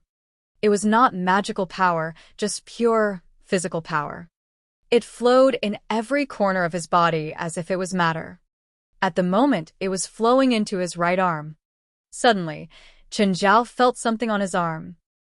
It was familiar yet strange. The third eye opened, and a surging power was gathering. Oh! Some surprise flashed across Oris' eyes. With a loud yell, Chun Zhao's fist flew across the air with unstoppable momentum. Beelzebub Sophie extended 2 fingers. When Chun Zhao hit Beelzebub Sophie's fingers, his fist was deflected at once. Indeed, their powers were too different. The gap was hopelessly colossal. Beelzebub Sophie had easily blocked Chun Zhao's punch with just 2 fingers. And he was in his human form, not true form. Even though Chen Zhao felt that he was pretty strong already, he was still so powerless before this great demon lord. Lord, next time you test my strength, please use your entire hand, no matter how big our difference is. At least I'll feel better. Human, I know you're not that fragile. I only wanted to let you know your true strength, not to deceive you. Chen Zhao shrugged helplessly. Lord, you seem keen on training me. Why? At the start, it's only because you saved Horus and my bastard son, Beelzebub, Zophi said. But you showed no signs of rejection to my power. Do you know? There's almost no way a human world species could accept the bloodlines of the 7 great demon kings. You could, and you aren't affected by the principles of the human world. You're the most special one. The stronger you are, the safer Abydos will be. If you think that Abydos won't be safe in the human world, you can summon him back here. No, I hope that he'll remain in the human world forever, at least when you're still alive. Why? It's not time for you to know yet. Chen Zhao almost managed to repeat the line with Beelzebub Zophi. I knew you would say that. How uncreative. It seems like your third pristine eyeball has opened. Horus walked up and held Chen Zhao's arm. Beelzebub Zophi looked at the eye on Chen Zhao's arm. It's the eye of power. What does it do? Chen Zhao asked. Did you feel anything unusual when you attacked me? I felt I've become much stronger. Correct. I would have just used one finger, but because of this eye, I had to use 2. Chen Zhao rolled his eyes. Was there any difference between 1 finger and 2? Double the humiliation. Chen Zhao was not at all pleased that Beelzebub Zophi used only 2 fingers. The eye of power can double your power, but your mouth of glutton will only last half as much time. Double the damage, double the exhaustion. Your magical power is just too little, Horus said. Is there a way to increase that? Can you give me some of your magical power? Bloodlines can be transferred, but not magical power. Every individual's magical power is unique. If you rashly accept magical power from someone else, the consequences are unpredictable. If the magical power you accept is weaker than yours, you may not experience much, but if it's stronger, the consequences will only be disastrous. Chen Zhao suddenly recalled the times when he became allergic because the mouth of glutton had devoured whatever it encountered. But it did not affect him much. It seemed like he was only lucky. The mouth of glutton is too greedy. Sometimes it'll eat my enemies due to pure instinct. The mouth of glutton was a bloodline of gluttony after all. Gluttony was its instinct. If it ate things without magical power, Chen Zhao would be fine. He did not encounter any problem when it ate metal or bulletproof glass. But sometimes, it would swallow his enemies directly. In the past, Chen Zhao did not know the possible consequences. Now that he knew it, he would not dare to let the mouth of glutton eat whatever it wanted. The instinct of the mouth of glutton cannot be suppressed, even for me. I frequently eat random things, Beelzebub Zophi said. But I would convert my enemy's magical power and release it immediately. Chen Zhao thought of something. Release the magical power. Wasn't it just the sneeze cannon? When a glutton eats their target, they will absorb some of their target's characteristics, but not everything can be absorbed. An example is magical power. So, as gluttony subordinates, we have a method to release what's not needed. Beelzebub Zophi looked at Horus. Understanding what he wanted, Horus opened her mouth and shot a fireball at Beelzebub Zophi. Beelzebub Zophi opened his mouth and swallowed the fireball directly. Chen Zhao felt that the couple was spitting saliva at each other. Shouldn't you go back to your room to play this? Forget it. I can't afford to offend any of you. Let's not speak. Beelzebub Zophi's chest expanded slightly. The next instant, he blew in the air and a fire pillar rocketed into the sky. Chen Zhao realized that it was similar to his sneeze cannon. But there were also some differences. Come and try it. Wait, what do you mean by try it? Boom. Horus blasted Chen Zhao away with her saliva. Too slow. Can't you warn me first? Chen Zhao rubbed his black face. You enemies will not warn you. Again. Boom. Again. Ah. Hot, hot. Finally, Chen Zhao managed to catch Aura's mini dragon breath. But he was immediately scalded by it. Once you've managed to devour the spell, hit it with your own magical power, and then release it from the mouth to counterattack your enemy. Again. Too slow, again. Too slow, again. Use your magical power to attack the spell. Don't hesitate. Again. Chen Zhao had never received such a formal training session. The couple's joint special training really managed to torture Chen Zhao. As Chen Zhao's summoner, Beelzebub Zophi could not attack Chen Zhao. But Oris was different. She could hit Chen Zhao however she wanted. Moreover, her attacks were simply unreasonable. Although she had kept her power to the minimum, Chen Zhao still felt like he was being blasted by grenades one after another.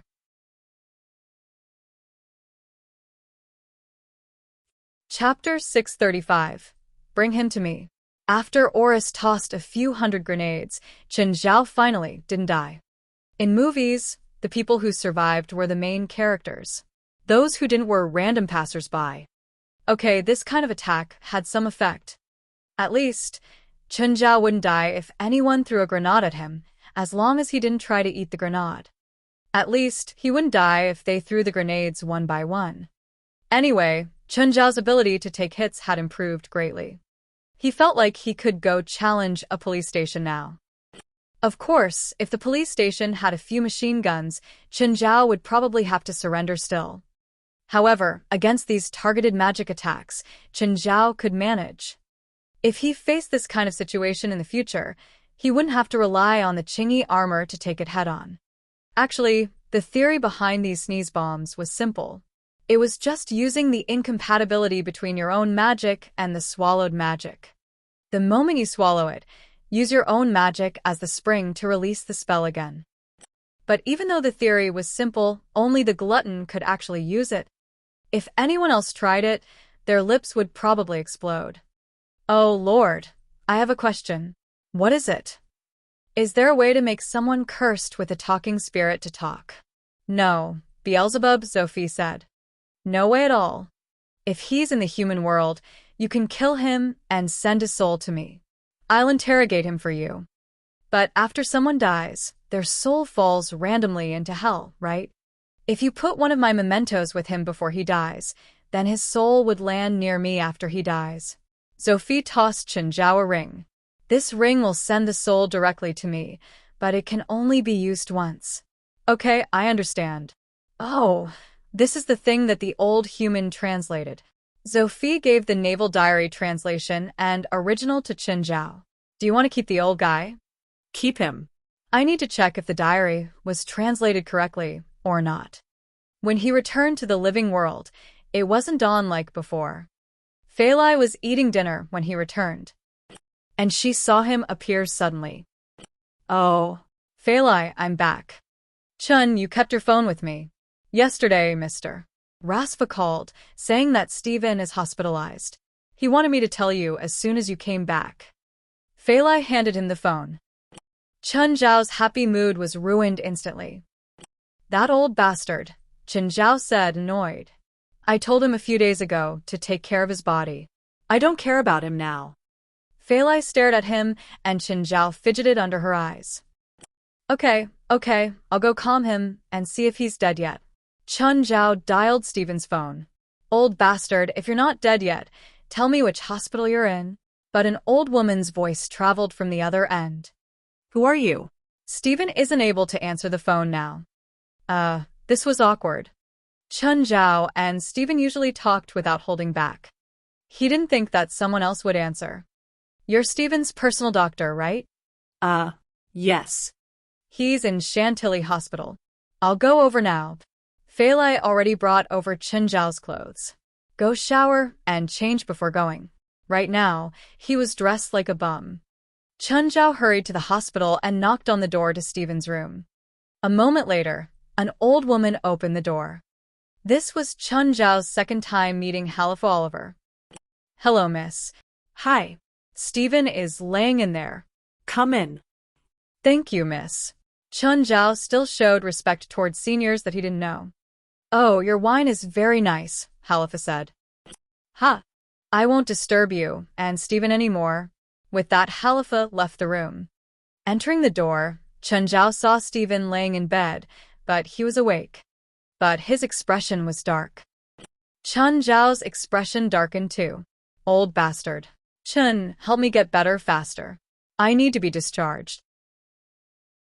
I can't stay here now. Chen Zhao clenched his teeth and stared at Stephen. I told you already to rest or drink that wine. Even if you sleep for 3 days, it'll help you recover, but you didn't listen and insisted on being so stubborn. And just like I expected, you messed up your body. It's not the time to blame me now. I need to be discharged. I can't help discharge you right now, but it's not too late. Drink this wine. You only need 1 glass and sleep 3 days. Then you'll recover. There's no other way. Or you can spend more time in the hospital. You can choose. Stephen hesitated. He stared imploringly at Chen Zhao. But Chen Zhao was unmoved. Stephen was just overexhausted. It wasn't hard for him to get discharged quickly, but Chen Zhao would be harming him if he did that. Chen Zhao didn't want to lose a friend. No matter what state the movie was in, Stephen was still more important. Okay, Stephen sighed. Help me call that old woman in. Chen Zhao went outside and called Halifa in. Halifa, go to my studio and take the wine out of my safe. You asshole, you're crazy. Look at your health. You still want a drink? Stephen looked at Chen Zhao, so he explained, Miss, please believe me. That wine will only help Stephen instead of harming him. Is it the purple brew? Halifa licked her lips. She wasn't an alcoholic, but she really liked it. That flavor was memorable and tempting. It's not purple brew, but it's better, Chen Zhao said. Stephen, I won't stay here. Okay. Oh, you disappeared for more than a day. Where did you go? No, I just want to get medicine from the mountains and forgot my phone, Chen Zhao said. You pick the medicine that you usually use from the mountains. Okay, let's stop talking about me. I have other stuff to do. Missed goodbye. Bye. Halifa could feel how close Chen Zhao and Stephen were. Chapter 636. Burr's Death. Chen Zhao was driving on the forest path leading to the supernatural organization. Suddenly, he stamped on the brakes. He had almost hit someone. The person standing in the middle of the road also did not expect a car to come on this road. He walked to the roadside and glanced at Chen Zhao. Chen Zhao also looked at him. Chen Zhao was about to continue driving when he realized that something was amiss. There was only one road here, and it led to the supernatural organization. Why would the person be standing in the middle of the road? Chen Zhao alighted from the car and walked toward the person. When the person saw that, he turned around and ran at once. Chen Zhao immediately gave chase. Just then, the person turned around again without warning. Shit. Chen Zhao saw the person point a gun at him. Bang. Qingyi armor. Chen Zhao's magical power turned into a shield. The next instant, he felt a sharp pain in his forehead as he fell on the ground. After an entire minute, Chen Zhao finally stood up again. He felt like he had been punched in the head. There wasn't enough time for him to cast Qingyi armor completely. The more he thought about it, the more frightened he became. He was almost shot in the head. Chen Zhao was totally enraged. When West saw Chen Zhao's car stop at the entrance, he immediately went downstairs. President, what's wrong? Chen Zhao's face was filled with a gloomy and murderous expression, as if he was about to kill someone. West was very confused. Without saying a word, Chen Zhao entered the HQ. Where are our people? He only saw 2 or 3 unimportant members there. Jalanash and Balia are having combat training with the evil spirit group, West said. Jalag and Padalu are equipping the modification room. Burr's been experiencing a backache recently and was hospitalized. Moore is in school. Is Moore still studying? West secretly rolled his eyes. Wasn't that obvious? He was only 15. What else would he be doing? How about an elite and Morid? We don't have any missions now. An elite is busy with his own work. Morid is sleeping upstairs. What could Chun Zhao say? The supernatural organization sounded glorious, but almost everyone was part-time. Of course, that included Chun Zhao himself. In the entire organization, the only full-time member was the security guard Aduz, probably. Fine. Even Chun Zhao would not force himself to spend all his time on the organization. So he was not in the position to ask others to do that. By the way, what's their salaries? Chun Zhao asked. I was planning to make a salary table. Class E members will get $6,000 a month, Class D $8,000, Wes said. Before every mission, we'll assess our members, rewarding those with outstanding performances. Great, I have no objections. Chun Zhao trusted West. Oh, President, do take a look at these financial bills. What are the bills for? Electricity, water, internet, funding applications from Jalug and Padalu, work injury application from Burr. Wait, Burr's backache is counted as a work injury? He said he got the injury from Mapleville. Chun Zhao covered his forehead. Forget it. I'll leave the finance stuff to you. Chun Zhao thought that he was really a busybody. Why did he want to manage the finance? It was a complete mess. He would rather not see it. Out of sight, out of mind. Also, Jalug and Padalu have made this together. Rings to display one's class. West gave Chun Zhao a ring. Chun Zhao knew at once that it was made from demonic gold. Nevertheless, people who had never seen demonic gold before would probably think it was real gold. This is a Class A ring, West said. Your name is on this one, as well as the symbol of the supernatural organization. In addition, the ring has been enchanted with spells. It'll change its size according to the size of your finger. E. How about Class B, C, D, and E? Look, West took out a few rings with a similar design, but different colors. They were red, silver, blue, and gray respectively. They looked pretty nice. President, our rings can boost one's magical power slightly. Do you think we should sell them? Do you know potential customers? Yes, West nodded. But they can only buy it after a magical power assessment, Chun Zhao said. I'll leave that to you too. Remember to show me the financial statements. Don't be like Worcester, or I'll kill you. West shivered. Who would dare to play with finance now? Just look at what happened to Worcester. Is the sissy still alive? Chun Zhao asked. Yes, bring me there. After they reached Brighton's interrogation room, Chun Zhao walked in. West did not follow, but very soon he heard a scream from inside. After a while, West saw Chun Zhao standing there. Brighton, with his neck slanted, was already dead. President, didn't you still need to interrogate him? Why did you kill him? I have a way to make him speak, but I need him dead first. President, you have a way to lock his soul? No, I'm sending him to my friend, Chun Zhao said lightly. All right, I'll inform you if I learn anything. Ah. Burr, what are you doing? The young nurse dodged Burr's hand and scolded him. The nurse was already used to this. Hee. Burr took back his hand with a smile. Just as the nurse left, someone else walked in. The person had on a pair of sunglasses and a leather jacket. As he walked, he cracked his fingers. Who are you? Burr looked at him, puzzled. The person approached the hospital bed.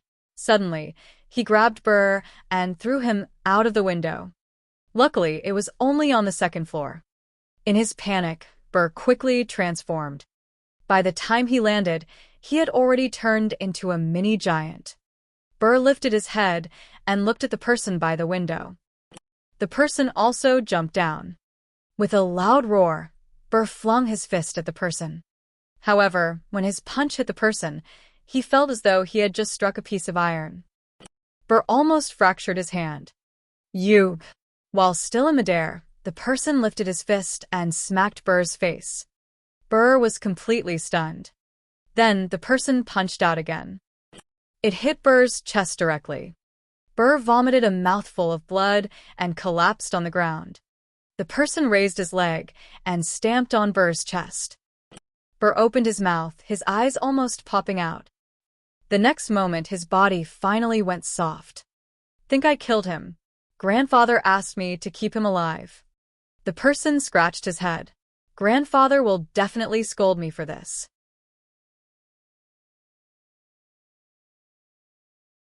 Chapter 637. You need insurance now. Oh, there's fog.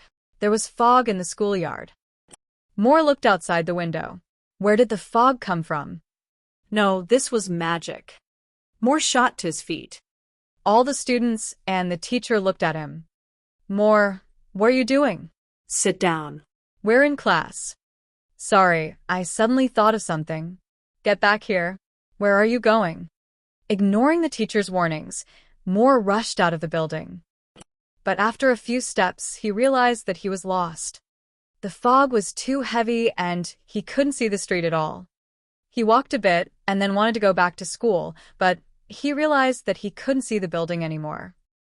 Moore grew nervous. He could only search in the fog. He suddenly heard a sound. Was it on that side? Moore walked toward the sound. The next instant, a huge force sent him flying. A balding man rushed out of a car, and people crowded around. "Not me, not me." He suddenly ran into the street. The balding man paled in fright. Moore lay on the ground in a bloody mess. His pupils were dilated. There was no fog around him. Nothing at all. In the distance, a girl was holding her phone. "Grandfather, I took care of it. That kid from the supernatural organization is already in the hospital." "Chloe, good job," an aged voice said on the other end. "You're my good granddaughter." "What about Jack?" "That idiot killed the man." "I told you that you don't have to trouble people for things like this," Chloe said. "I can take care of it by myself." "Will the supernatural organization kill Brighton in anger?" "I don't know. I hope they don't do something so stupid. Otherwise, there'll be no need for them to exist anymore." "Grandfather, these people are nothing. Why don't we charge directly into their headquarters?" Wooly searched the premises. "The organization is really weak, but they seem to have a lot of evil spirits. I don't know what agreement they have with the evil spirit organization, but they coexist in harmony. If we attack impulsively, not only will we face the supernatural organization, we'll also face a large number of evil spirits. We can't attack the headquarters. I don't want my grandchildren to do such a dangerous thing." "Then let's attack them during the day. Right now, we only have you, Wooly, Jack, Darius, and I. Even if the evil spirits don't come out during the day, it's still not safe. Let's wait until your parents bring people to L.A. This is annoying. Why don't we just capture their leader and force them to hand Brighton over?" Wooly said that when he was checking out the organization yesterday, he ran into the president along the way and shot him. That's hilarious. What a weak supernatural organization. Their boss got killed with one shot. Chloe started laughing loudly. "What's so scary about a failure group like this? I can take care of it by myself." "President, there's a problem." Chun Zhao heard West's panicked and low voice as soon as he picked up the phone. "What's wrong?" "Burr has died and Moore's in the hospital from a car crash." Accident?" Chun Zhao asked in confusion. "Burr was beaten to death inside the hospital," West said gravely. "According to an eyewitness, Moore ran into the street and was hit by a racing car. I suspect he fell into a hallucination." Chun Zhao frowned. "Who did it?" "I don't know. I have no clue." Chun Zhao thought of how he'd gotten shot in the morning. He was pissed. He'd forgotten the feeling of almost dying. West paused for a few seconds. "President, something happened to Moore too."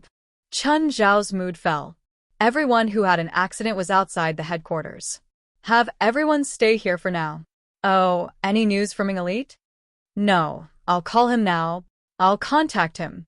You watch everyone in the headquarters. Don't let them run around." Chun Zhao looked down on the supernatural organization, but he was the president now. He couldn't just stand to the side as his minions were bullied. Plus, he'd almost gotten killed today too. "Hi, Elite. Where are you now?" "Huh?" "President, I'm at a meeting right now." I'll call you back later. Some group is attacking our members. Burr died. Moore and Morid are both hospitalized. Where are you? I'll go find you. Huh. An elite was shocked. I'm in my office. Fuck, I'm asking where your office is. XXXX Violet Road. Stay in your office and don't go anywhere. Those guys probably won't attack randomly. I'm coming over right now. Chun Zhao hurried to Angelite's office building. An elite sold insurance. When he was downstairs, Chun Zhao called him. But it took an elite more than 10 minutes to come down. How come you're so slow? President, I was preparing this. An elite handed him a document. What's this? Guarantee slip. President, this is a rare chance. If you buy this, you'll definitely make money with no risk of losing. If anything happens, the warranty of $12,000 can pay for $1,250,000. Don't you think it's a great deal? Since Chun Zhao didn't reply, an elite continued excitedly. It's not just for you. I prepared one for all our members. Did you buy one too? Chun Zhao asked. Not yet. We have a rule that we can't buy it for ourselves, an elite said. I don't want anyone else to make this money either. You better go buy one fast, Chun Zhao said with clenched teeth. Otherwise, I'll have the urge to slap you to death. The elite shuddered, not daring to look at Chun Zhao.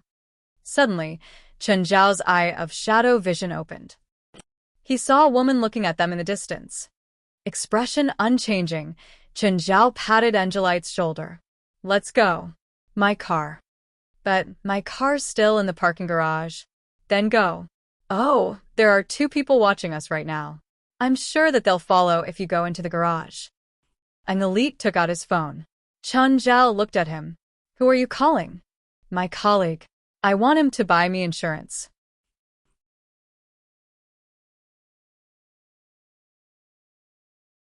Chapter 638.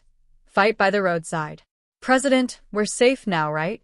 Chun Zhao glanced at an elite. Safe? Nope, they're still behind us. What do we do? Open the window. An elite opened the window, and Chun Zhao poked his head out. Then he pointed his middle finger at the pursuing car. President, what are you doing? Provoking them. And then they'll keep following us. How do we get them otherwise? Can you beat them? An elite asked. Of course. Are you looking down on me? Then why won't you just alight? There are too many cars and people here. Shouldn't we, the supernatural organization, keep a low profile? What? There has been no such rule. Fuck. Why didn't you tell me earlier? Chun Zhao cursed. Stop the car. The car stopped by the roadside, and Chun Zhao alighted. In the car behind them. Darius, they stopped. What do we do? Crash into them, Darius said. But grandfather said he wants them alive. I've already killed one of them in the hospital. Grandfather scolded me. Shut up and do it. If grandfather scolds you, tell him that I asked you to do it, Darius said, unconcerned. Okay, you'll be responsible, Jack said. Then, Jack stamped on the accelerator, and the car shot toward Chun Zhao and an elite. Standing at the roadside, an elite seemed extremely nervous. President, they're going to crush us, right? Looks like it. What do we do?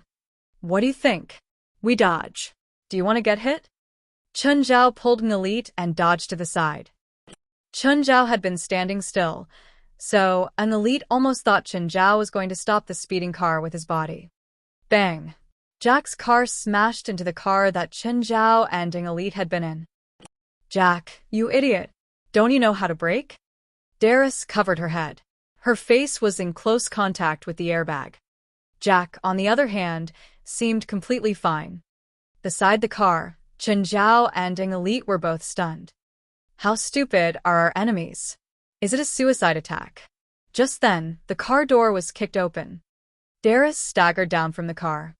Jack also walked out. He looked totally normal. Chun Zhao glanced at an elite. Which one do you want? An elite gulped. He looked at the sturdy Jack, and then at the weakened Darius. The woman? Darius took one step forward, and one of her hands burst into flames. You're fighting me? Angelite's cheek twitched as he glanced at Qin Zhao. Can I change to the big guy? Jack grabbed the car hood beside him and started to crush it. Very soon, the metallic hood was squeezed into a 20-kilogram iron ball. Then, Jack flung the iron ball at Qin Zhao and Elite. Terrified, Elite squatted on the ground and covered his head. Thud. Qin Zhao caught the iron ball. The force was not bad. But it was only not bad. Elite, what exactly is your power? Speed. I can speed myself up and run twice as fast as a normal person. You should become a runner. That was my plan, but when I was in the youth team, Mr. West discovered me. He promised me a bunch of great things, and then I joined the supernatural organization. Qin Zhao glanced at the iron ball and crushed it further. It became even smaller. Jack, he's the same type as you. He's yours, Darius said. Darius took a step forward and roared. Nobody can be stronger than Jack. A metallic luster covered Jack's body. President, don't fight him physically. He's a rare metal magic. Bang.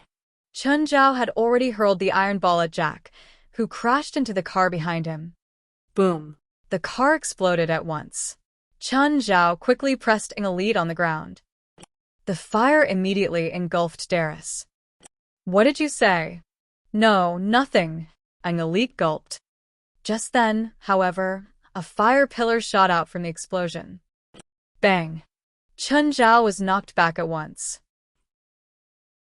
Elite lifted his head and watched as Jack and Darius walked out, uninjured. In particular, the fire was being absorbed by Darius. Fire witch. Elite looked serious. Jack walked forward with large steps. Don't move. Let Jack break your neck. Angelite's legs trembled in fear. He could not even run. One was a metal spiritualist, while the other was a fire witch. Why would he encounter them? Why must he fight them? Just then, he heard a series of coughs from behind. Elite turned his head and saw Qin Zhao stand up, his clothes tattered. Now you've managed to make me angry. Qin Zhao tore his shirt off. Darius looked at Qin Zhao. She was surprised that her attack did not manage to kill him. No, he did not even look hurt. So, what if you're angry? Darius raised her hand. Fire hovered on her arm and converged to her palm. Swish. Another fireball flew toward Qin Zhao. Qin Zhao similarly lifted his right arm. When the fireball reached him, it suddenly disappeared. Everyone was puzzled. Just then, a red beam appeared from Qin Zhao's palm. However, the red beam from the mouth of Glutton lost its accuracy. It actually blasted through Qin Zhao's own car. There was firelight again, and the car went up in flames. Elite, in such a scenario, how much will I get from car insurance? Darius looked at Qin Zhao, confused. She actually had no idea what spell it was. Jack, go. Jack walked up with a grin.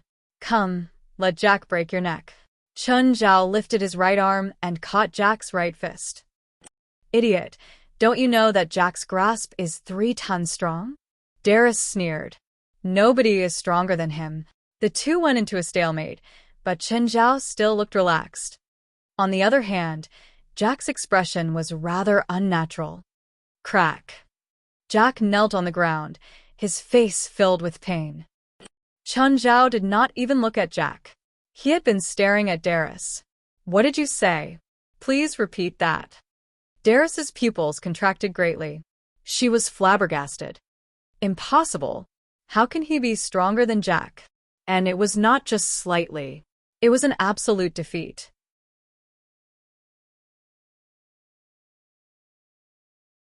Chapter 639 looks better after burning the mohawk. Elite was also shocked.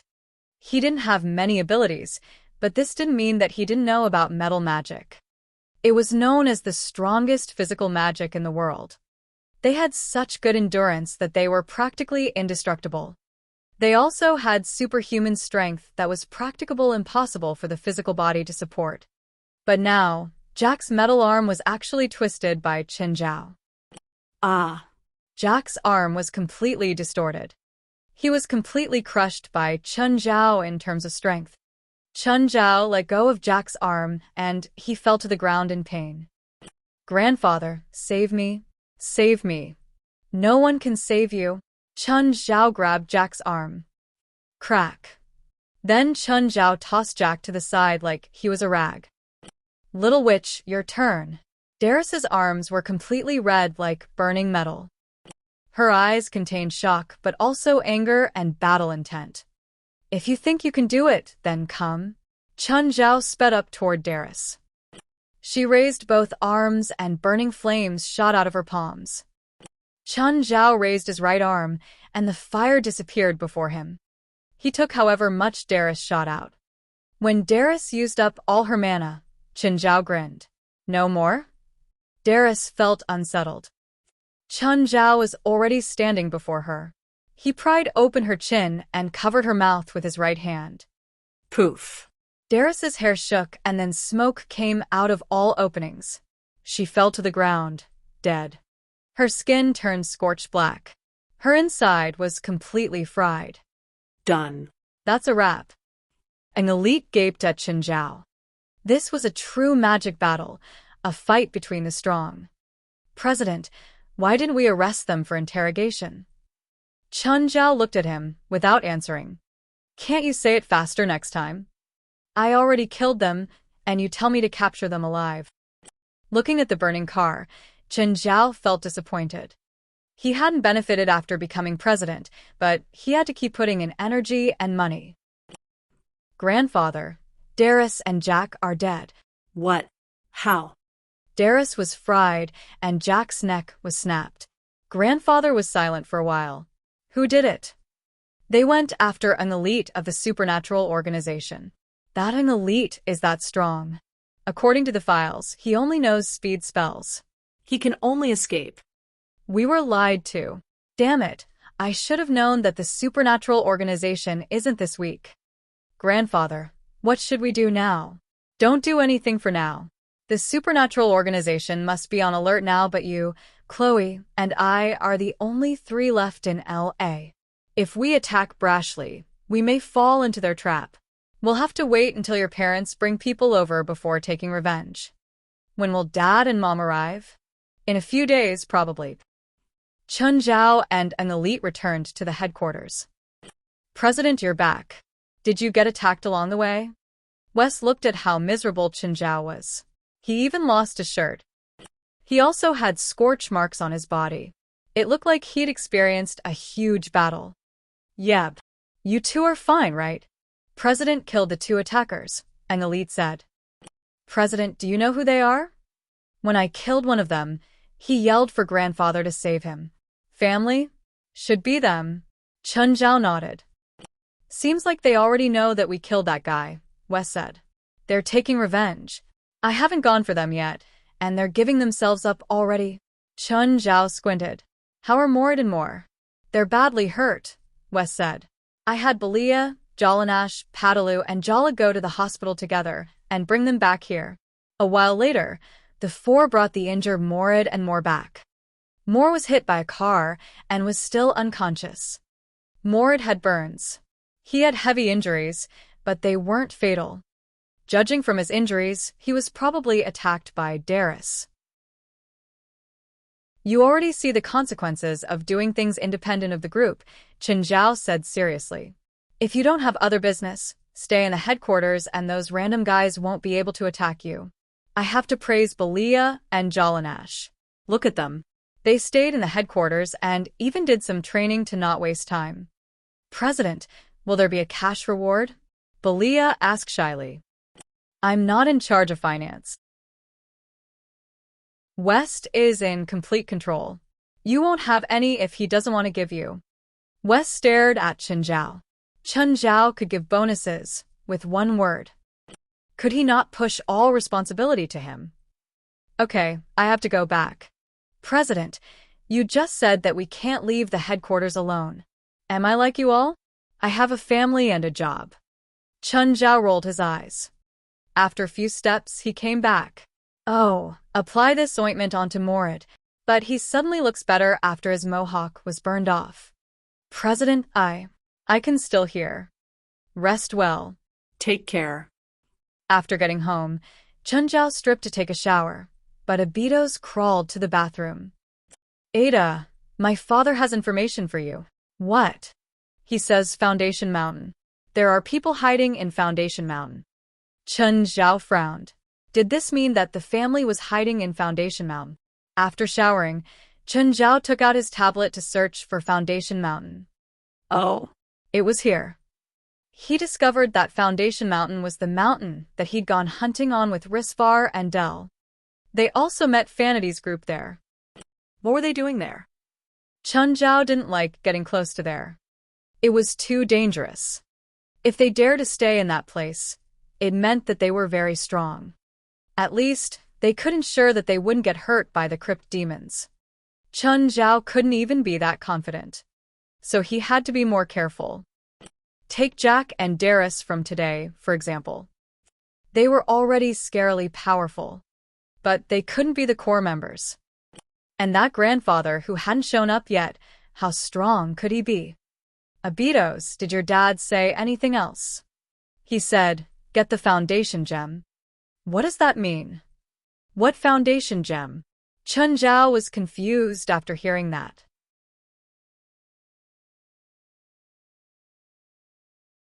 Chapter 640, Firearms. Chun Zhao had an idea.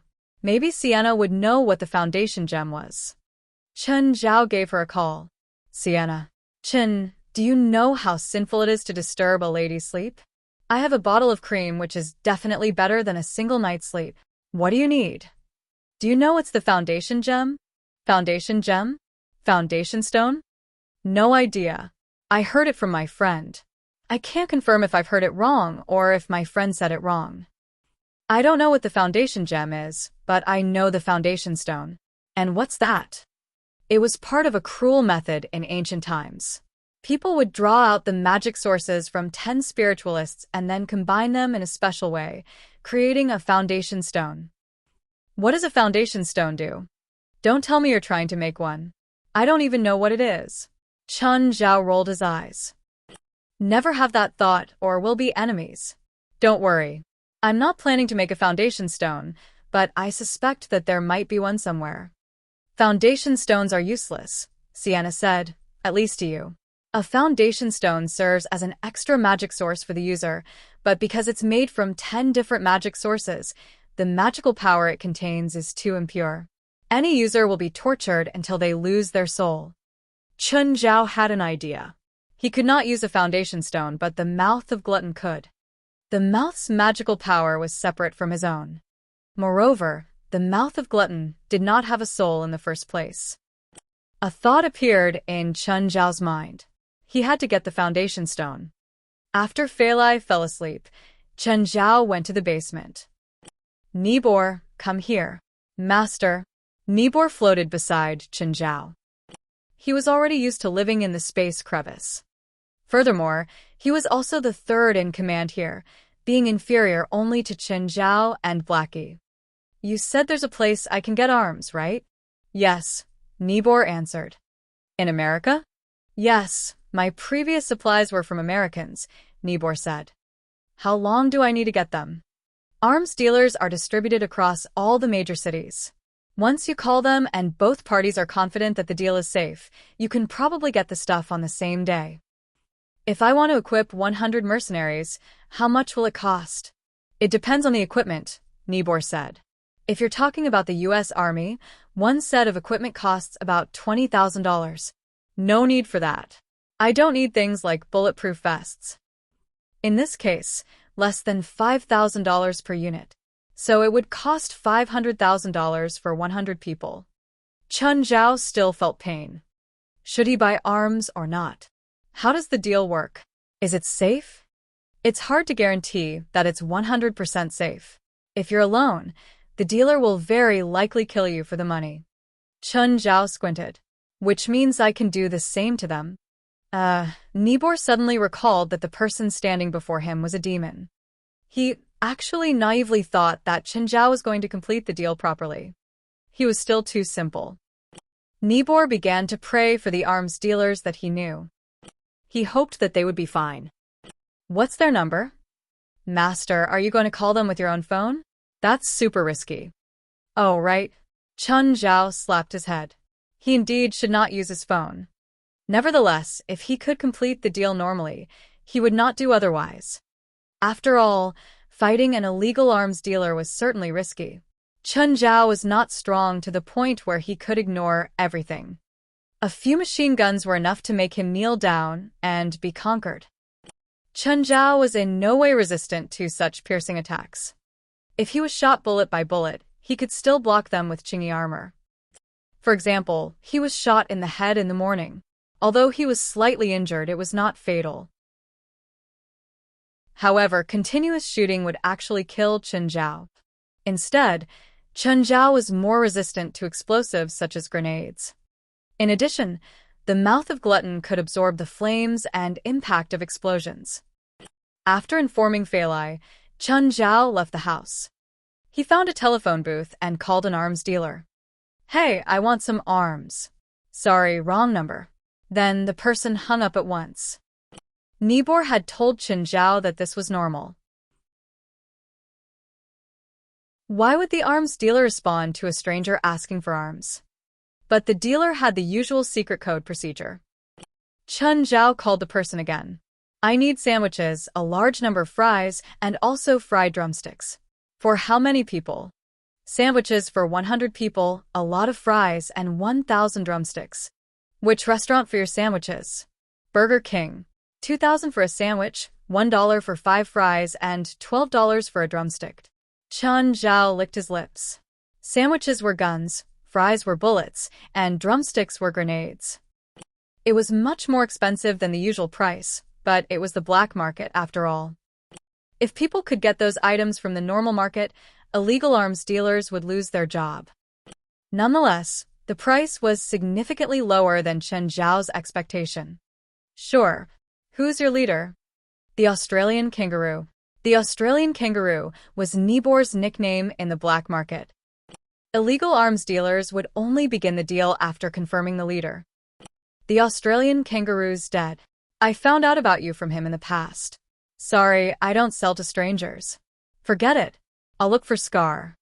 Chun Zhao did not hesitate. However, the other party suddenly changed their attitude and said, the gravel beach 80 kilometers south of LA, 3 a.m. Only you can come. If you're late, I'll leave.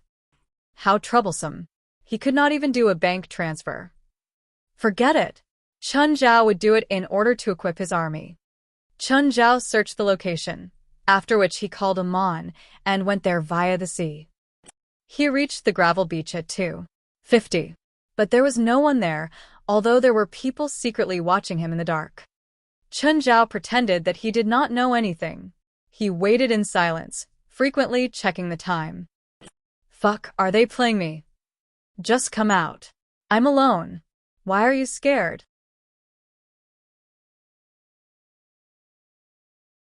Chapter 641. Black on Black. Boss, he's here. He's here? The people on the road didn't report that they saw a car.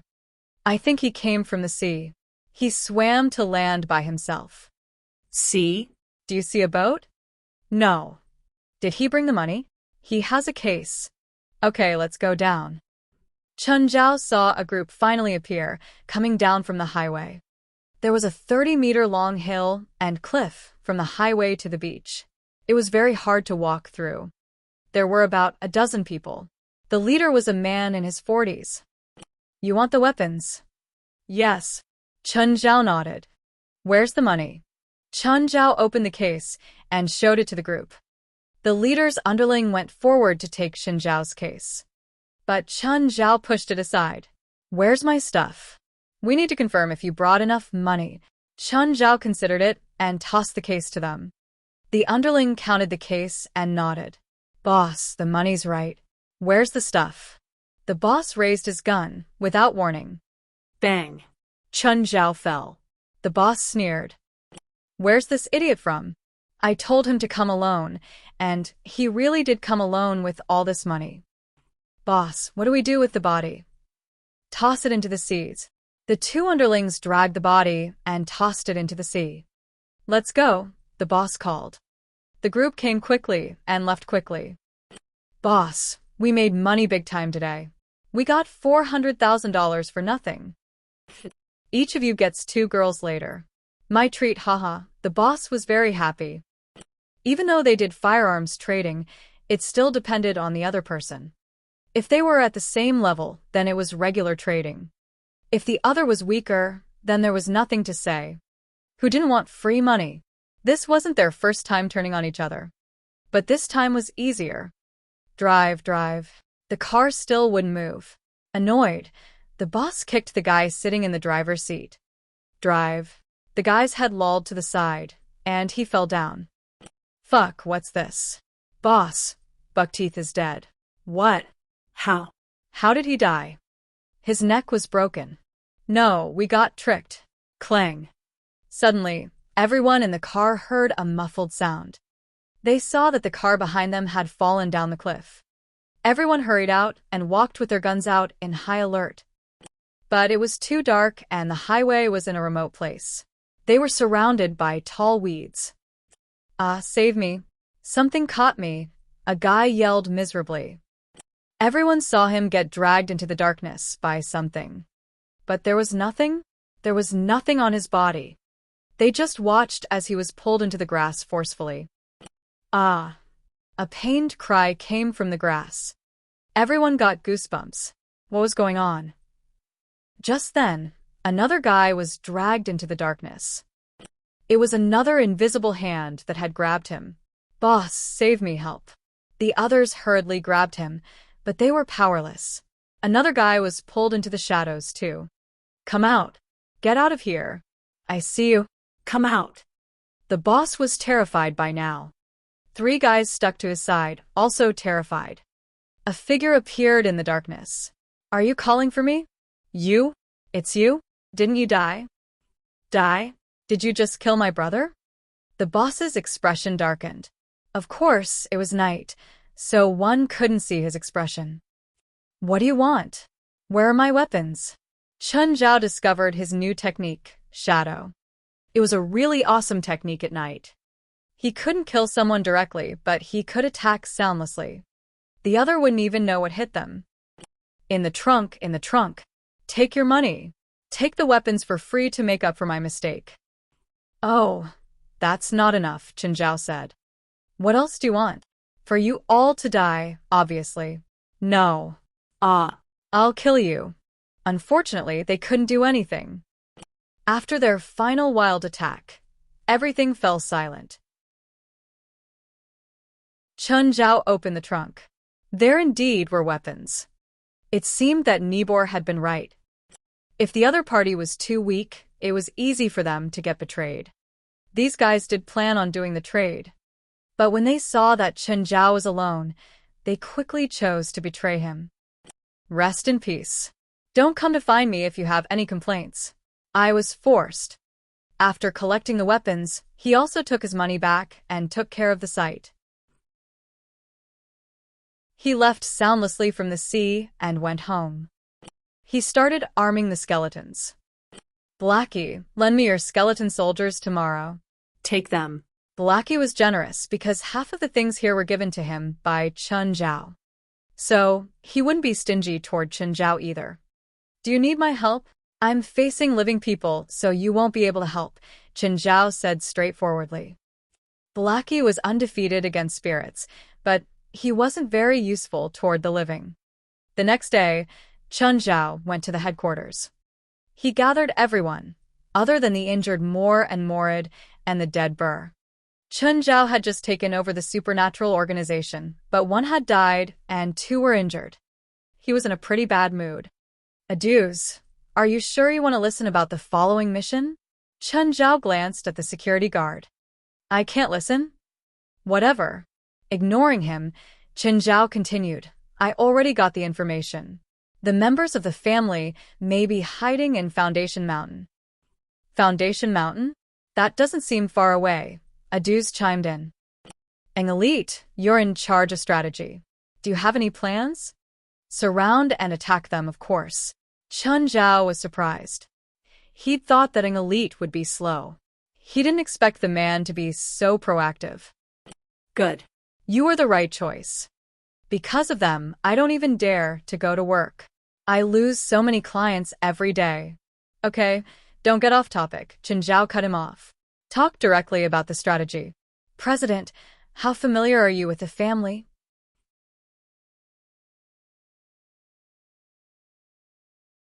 Chapter 642. Family. Not at all. We don't even know their numbers or abilities. How can we strategize? But I do have some knowledge of Foundation Mountain, Chen Zhao said. It has an ancient relic that contains a lot of weird creatures called crypt demons. Regular guns can't hurt them at all. The weakest ones are like lions and tigers. Some stronger ones are even bigger than an ox. Everyone was speechless. They hadn't even taken care of the family yet, and now this group of monsters had appeared. How could they fight? Jolig, Padalu, can you two modify guns? President, we don't have the equipment, so we probably can't.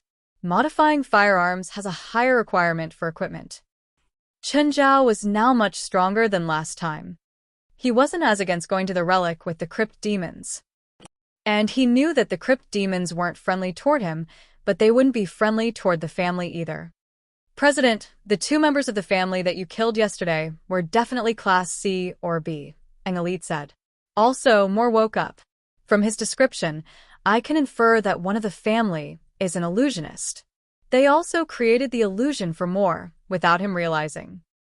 President, I have a solution if it's an illusion, Padala said. What solution? We can buy an awakening potion from a witch. How much is a bottle? $10,000, Padala said. Chen Zhao bared his teeth. It was so expensive. Not counting a dues, they had 7 people. If each had a bottle, it would be $70,000 in expenses. Chen Zhao picked up his phone and called Sienna directly. Sienna, can you make awakening potions? No, but Rupert can. Do you need it? What's the price? Expensive. Give me the price. $10,000, but I'll take $2,000 in commission. Chen Zhao looked at Padalu. He probably wanted to make that money too. Padalu averted his eyes, clearly afraid of getting yelled at. I want 10 bottles. When can I get it? Huh? 10 bottles? Sienna cried out. If one bottle was $2,000, then 10 bottles was $20,000. Tomorrow morning, Chen Zhao said. Send to my house. Okay, no problem. I'll tell Rupert to be faster. After hanging up, Chen Zhao continued asking, what other places should I be aware of? Jolig, prepare some equipment for everyone these 2 days. Both for attack and defense. Understood. Jolig looked at West. Okay, you need funds. West looked at Chen Zhao. President, I wish you all good luck on your mission. Only a dues and the injured don't have to go. Chen Zhao tapped the table. West, do you want to be injured too? No. I didn't say I won't go. Oh, Burr's death counts as a work injury, Chen Zhao said. Is there any compensation for his family? He doesn't have a family. He's all by himself. Oh, that saves some money. Chen Zhao felt a little uncomfortable when saying that. Send the family to him as companions. Just then, Pamela ducked in. President, I want to join too. Are you sure? Pamela was strong, but she was still a spirit. Other than the failures here, other spiritualists were able to deal with spirits. That's why Chen Zhao preferred to have Pamela stay. Plus, someone had to watch over the headquarters. Chen Zhao wasn't reassured to have a dues here by himself. President, I'm not a typical spirit, Pamela said. I'm very difficult to destroy now. Why? I have an incomplete banshee's body. What's that? Everyone was confused. Chen Zhao was surprised. Oh, you're a banshee? President, you know about the banshee's body? I know a strong banshee. Everyone turned toward Chen Zhao at once.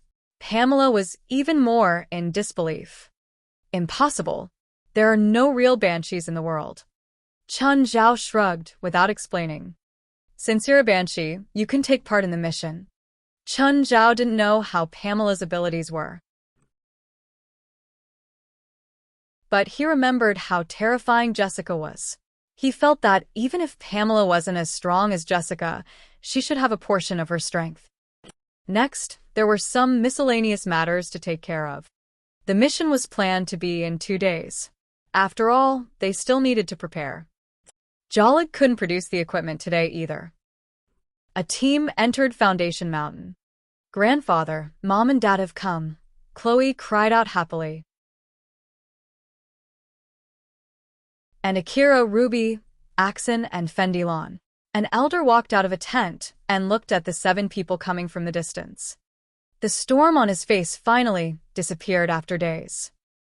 "Hopkins, Tarila, you're finally here." Grandfather opened his arms and embraced the man and woman. "Grandfather, what happened?" Hopkins asked. "You messaged us that Brighton, Darius, and Jack died." "Yes," Grandfather said. "They died in the hands of the supernatural organization." "How dare they hurt my kids?" Tarila said with a hawkish expression. "I'll tie them to the guillotine." "Grandfather, what kind of strong figure does the organization have to kill them?" Hopkins asked in confusion. "I thought like you too, but when Jack and Darius went to kill one of them, an elite, both of them were killed. They died under their proudest skills too. Jack's arm was broken and his spine crushed. Darius was roasted from the inside, while her outside was unharmed." Hopkins and Tarila both frowned. Hopkins turned toward Tarila. "Do you know what spell this is?" "No, but it must not be weak." "It doesn't matter what magic it is," Akira yelled. "We have so many people. Why are we scared? Whoever hurts my siblings, I won't forgive them." "Indeed," Grandfather said. "But before that, we must get the foundation stone first." Something flashed past the eyes of Hopkins and Tarila. "How's the investigation?" "There are many crypt demons. It's not looking good."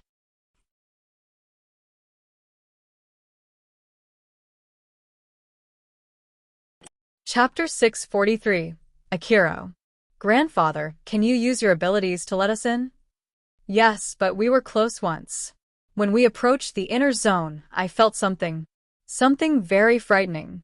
"What thing?" "I don't know. It sensed us, so we retreated and waited for you all." "Then we'll take the foundation stone first," Hopkins said.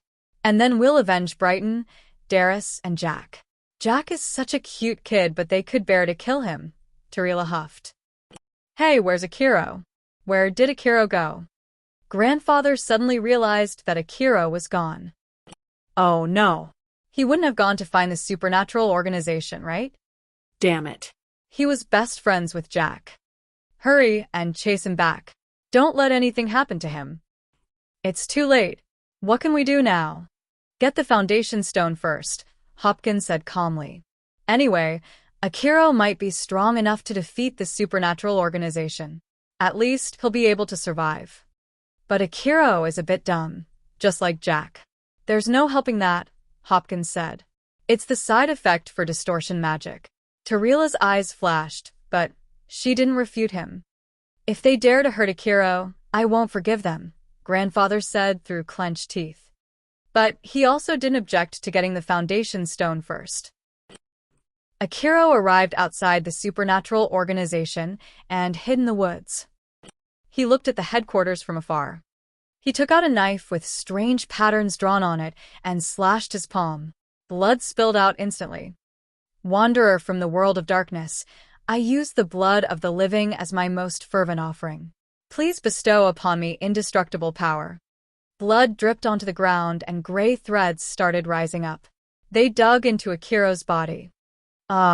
He felt power replenishing his body. Akira's body felt extremely refreshed. This power sent him to Cloud 9. This power is so memorable. Akira's fingers cracked. Suddenly, an evil spirit that was floating around discovered Akira. "Who are you?" Akira pounced on the evil spirit. The evil spirit didn't have time to dodge and was thrown to the ground. Akira bit the evil spirit. Amidst pained cries, the evil spirit was torn to pieces. Then Akira strode toward the headquarters. "Halt. Who are you?" Seeing Akira walking over, Aduz immediately stopped him. Akira opened his mouth. Its width far surpassed human limits, and his mouth was filled with fangs. Aduz was terrified and ran for his life, almost on all fours. "Help, monster, help." By now the people in the headquarters heard Aduz and ran out. When they saw Akira, they were all shocked. "What is that? Is it distortion?" Everyone's expressions grew serious. If it was distortion, then they would be in trouble. Distortion magic was gaining extreme power from a certain sacrifice. The more you did it, the greater the power you receive. However, it was called distortion because it distorted the user's soul and body. The more you used it, the closer your soul got to a monster. In the end, you would be distorted into a true monster. Many of the magical creatures hidden around the world were evolved from humans. Right now, other than his limbs and body, it was impossible to tell that Akira was human from his facial features. "Who is an elite?" Akira rasped out, opening his mouth. Everyone looked toward an elite, and he was almost pissing his pants. Could they not do that? "You killed Jack." "Jack? Who?" An elite was utterly confused. "Who's Jack? You got the wrong guy." "You forgot him so quickly? He's my brother. The one who used metal magic. His arm was broken, and his neck was snapped. Do you remember now?" "I didn't kill him. The president killed him." An elite cried hurriedly. "Kid, our president is really powerful. You better escape before he gets back." "Yeah, right," West chimed in. "If our president gets back, you're dead." But really, they were just putting up an act. They didn't know if Chen Zhao could take care of this monster. But they did know that all of them put together couldn't do it. "Yeah, our president is undefeatable," Aduz called out too. Everyone was gulping inside. Akira looked too scary. "Then call him over. I'll rip him apart before all of you. You better not regret it. Hurry up." Akira growled. A bloody wind swept up before them all. Even the proud Jalanash didn't dare to move. Akira was terrifying. He emanated an unsettling aura. Hello, President," West said to his phone with trembling hands. "Hi, I'm too busy to answer the phone now, but you can leave a message. I'll call you back later." Everyone's expression stiffened. He wasn't here at this time. Was this on purpose? Everyone looked at Akira fearfully. They felt like he would rip them apart the next second. "Since he can't come, then I'll go look for him," Akira said. "Mr. West, can you please bring this sir to find the president?" An elite asked. West clenched his teeth hatefully and stared at Akira. "You bring me to him. Everyone else, wait to meet your president in hell." "Wait," an elite cried out. "I suddenly feel like I should watch you fight with our president. I'm sure it'll be a spectacular fight." "I think so too. Sir, shouldn't you defeat our president before all of us?" "That's right. You'll see your president kneel before us and beg me, haha." Akira started laughing maniacally. Everyone's expression was uncomfortable. Akira's aura was getting stronger. They all had goosebumps and hoped that their president wouldn't disappoint. Otherwise, the supernatural organization really would be disbanded.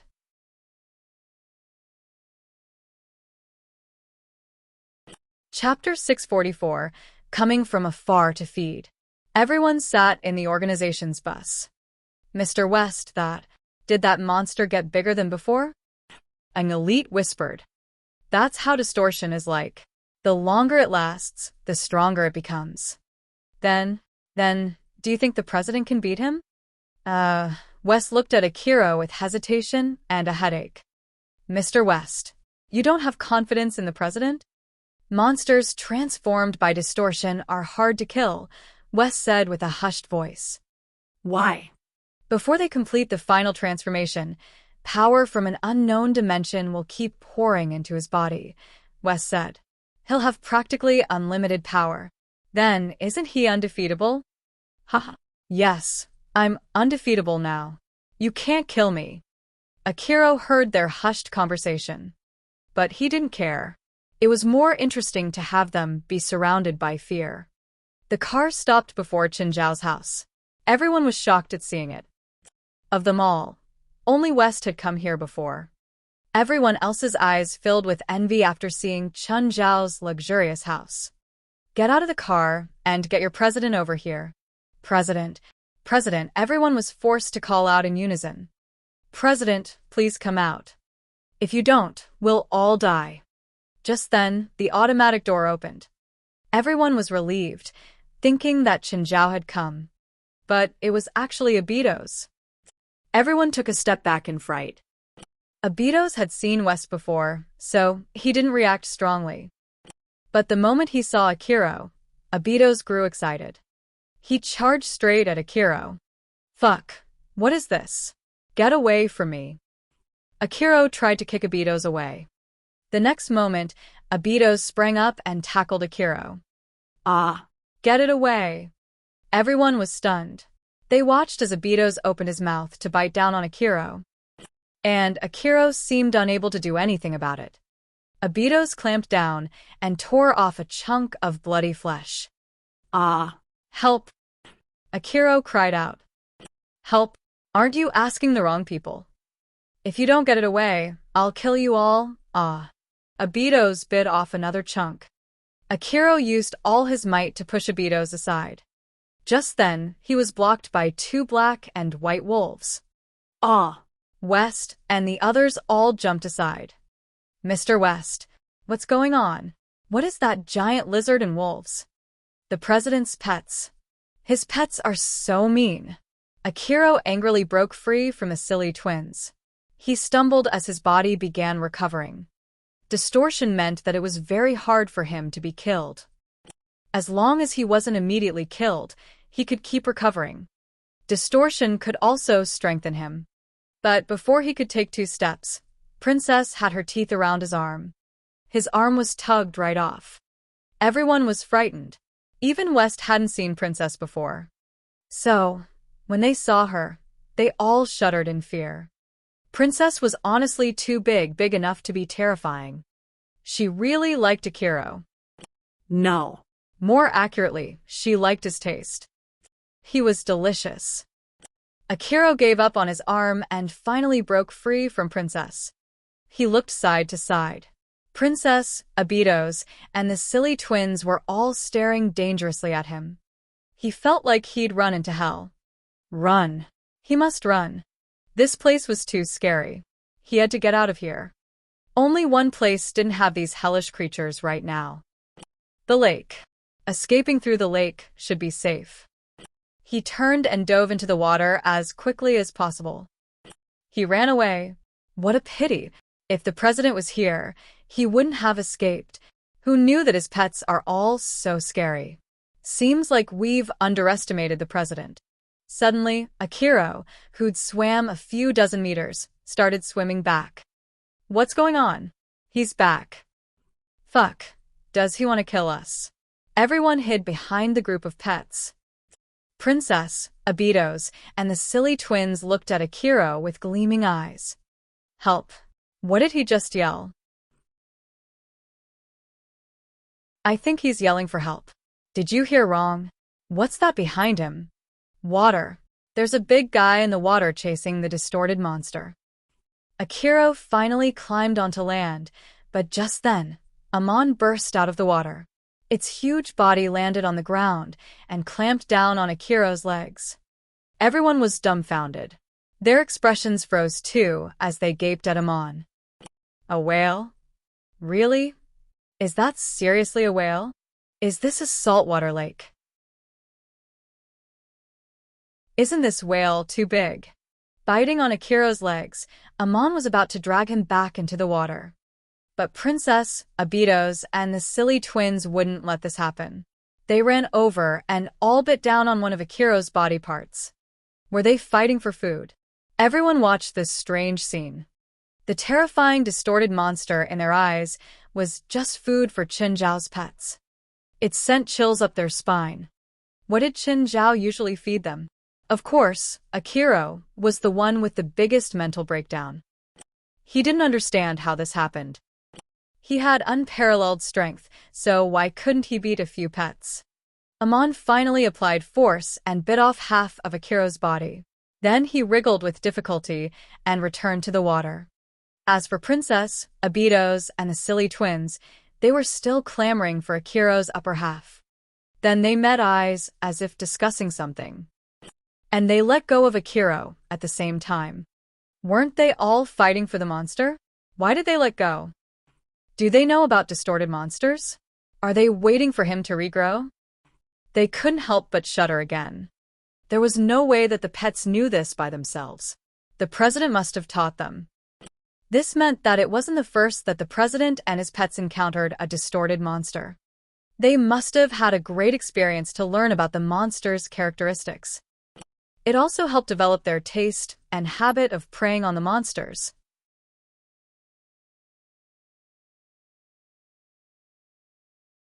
Chapter 645. Actually, he's our captive. Taking advantage of that, Akiro opened his arms wide and started crawling on the ground. Just then, a car came over, tires screeching. Hey, why are you all at my house? Chun Zhao came out and looked at West and the others in shock. Aduz, aren't you supposed to be watching The Office? Everyone stared at Chun Zhao. What's wrong? It dawned on Chun Zhao. Are you all looking at my car? Okay, I just bought it. He discovered that they weren't looking at him. Instead, they were looking at his new car. It was only $30,000. They didn't have to look at it like this, right? Were Americans this ignorant? Chun Zhao followed their gaze and saw the body crushed under the wheels. Fuck. Right then, Princess rushed over and dragged the body out. But as soon as the body was dragged out, it started pouncing toward Chun Zhao. Chun Zhao's right arm started feeling things. Hunger. Yes, it was hunger. The mouth of gluttony opened wide and clamped down on Akiro's shoulder. With a crack, his shoulder was broken. Did it taste good?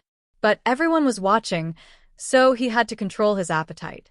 Everyone stared at Chun Zhao with terror. This president was so scary. Princess, Abitos, and the silly twins circled Akiro. He regrew an arm, and they split it up. What a frightening family. They even knew to take advantage of sustainable development. Why did you come? Didn't you say you would send the president to his knees? You sure you aren't here to feed them? Suddenly, they felt pity for Akiro. It would be fine if he was defeated by the president. But getting tortured by his pets, what was this? Did you all send this thing to me? Chun Zhao asked. Yes. Everyone lowered their heads. It wasn't like they could say that they were held hostage by him. That was too embarrassing, so they couldn't admit it. President, Wes said. He's from the family and came to cause trouble at the office. We captured him, so we brought him over, but your pets. Huh? Why didn't you say so? Chun Zhao immediately went over to shoo the pets away. Then he picked up Akiro's broken body. Hey, are you dead? I think he's dead. Whatever. Eat him up. Chun Zhao tossed him onto the ground. Akiro quickly opened his eyes. No, I'm not dead. Seeing how strong Akiro's voice was, it didn't sound like he was injured at all. Just how strong was his life? He still didn't get killed. But since Chun Zhao was here, all of the members were fearless. President, I first discovered him before he attacked the office, Aduz said righteously. And I stopped him fearlessly, giving West and the others more time. President, I fought with him too. Me too, Belia said seriously. All credit goes to my war dance. Me too. It's all because of my defensive fear that they could defeat him without getting injured. Only Jolanash turned her head. She was honestly embarrassed to be in a team with these shameless motherfuckers. You all, Akiro was furious. But everyone went over to kick and beat him up. They didn't give Akiro a chance to speak. You're just dog food to our president. Shut up. Okay. I have questions for him, Chun Zhao said. President, how about you just kill him? He's probably cursed with a talking spirit like the other guy. You won't get any answers. No, I'm not cursed. I'll tell you everything I know. Please let me go. Okay, tell us everything you know. Tell us all the spells that the members of the family use. Grandfather uses invisibility, Akiro said. He can make everyone invisible. Invisibility is a lost magic. I didn't think anyone in the world could still use it. That's troublesome. West's expression was solemn. Everyone else was solemn too. How could they fight if they couldn't even see the enemy? What else? Chun Zhao continued asking. Dad is a beast whisperer. He can control all the animals in the nearby mountains. Everyone looked at Chun Zhao. If he brought his pets, it would be problematic. If they were controlled by the enemy, they would become a great threat. President. No need. I wouldn't bring my pets to a dangerous place either. Chun Zhao wouldn't bring his demon subordinates who had their true forms in the living world. However, he could still bring the projections to the battle. Mom is a death speaker. That's easy, Wes said. Hand him to me. The average death speaker could control a few evil spirits, but it was manageable. Mom can control the spirits of 10 ancient witches. Each witch can do a lot of spells. Can't you say it all at once? I'm gonna kill you. West glared at Akiro. Then, can you take the mom? President, I think we should plan from a long-term angle. Chun Zhao looked at Akiro. Continue. What about the others? Chloe knows eye hallucination. If you meet her eyes, you'll fall into her hallucination. Everyone looked at Chun Zhao again.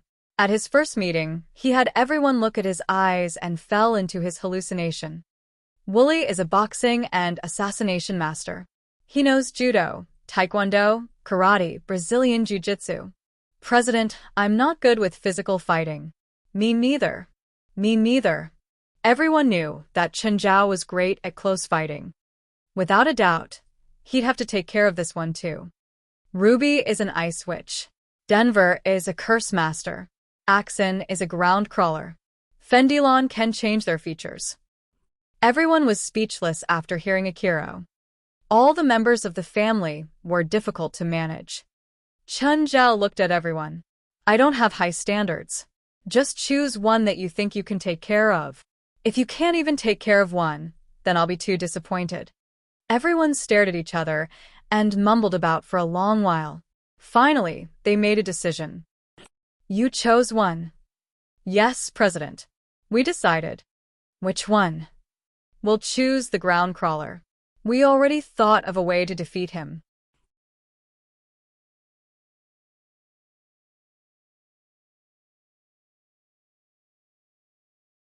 Chapter 646. Entering the Relic. President, I think we should do some realistic training. How about you fight us? Wes looked at Chun Zhao seriously. This was probably his most serious offer. I can't control my strength, so how about no? Chun Zhao said. I'll find something to be your training partner. Find something? Everyone was confused. Go outside. Everyone went to the beach beside the front yard. Chun Zhao came a while later. Everyone ready. Everyone was nervous, but they nodded in unison. Ready. Okay, I'll call it out. Whoosh. Something fell from the sky. The group was taken aback. They looked carefully at the thing that had fallen. A stone statue. It was a bit larger than an adult and made completely out of purple-black stone. It looked like some creature. Its entire body was covered by something like bat wings, and its appearance wasn't clear.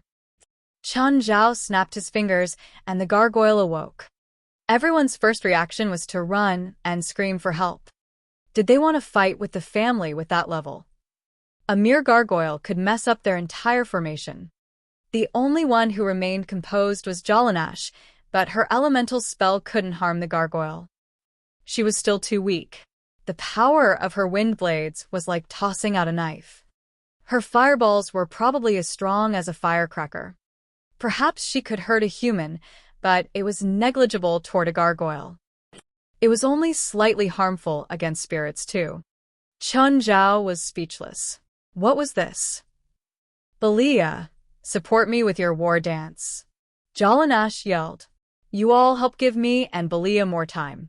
I'll do something big. She realized that the gargoyle wasn't very smart. The others knew that they couldn't keep going like this. Mainly, Qinzhao's expression was looking worse and worse. They'd suggested doing a realistic practice, but they were performing so badly. They really were testing Qinzhao's patience. They had to work together. Belia started stripping. Jalanash felt for the dance's effect. Qinzhao scratched his nose. Thankfully, Feilai wasn't here. To be honest, if you ignored the war dance's effect, Belia's dance was also very seductive.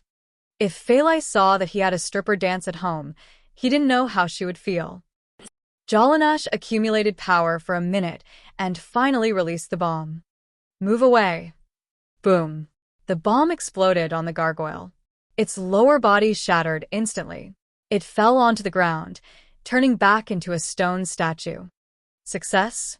Haha, we did it. But their smiles didn't last long before they saw that the gargoyle was recovering.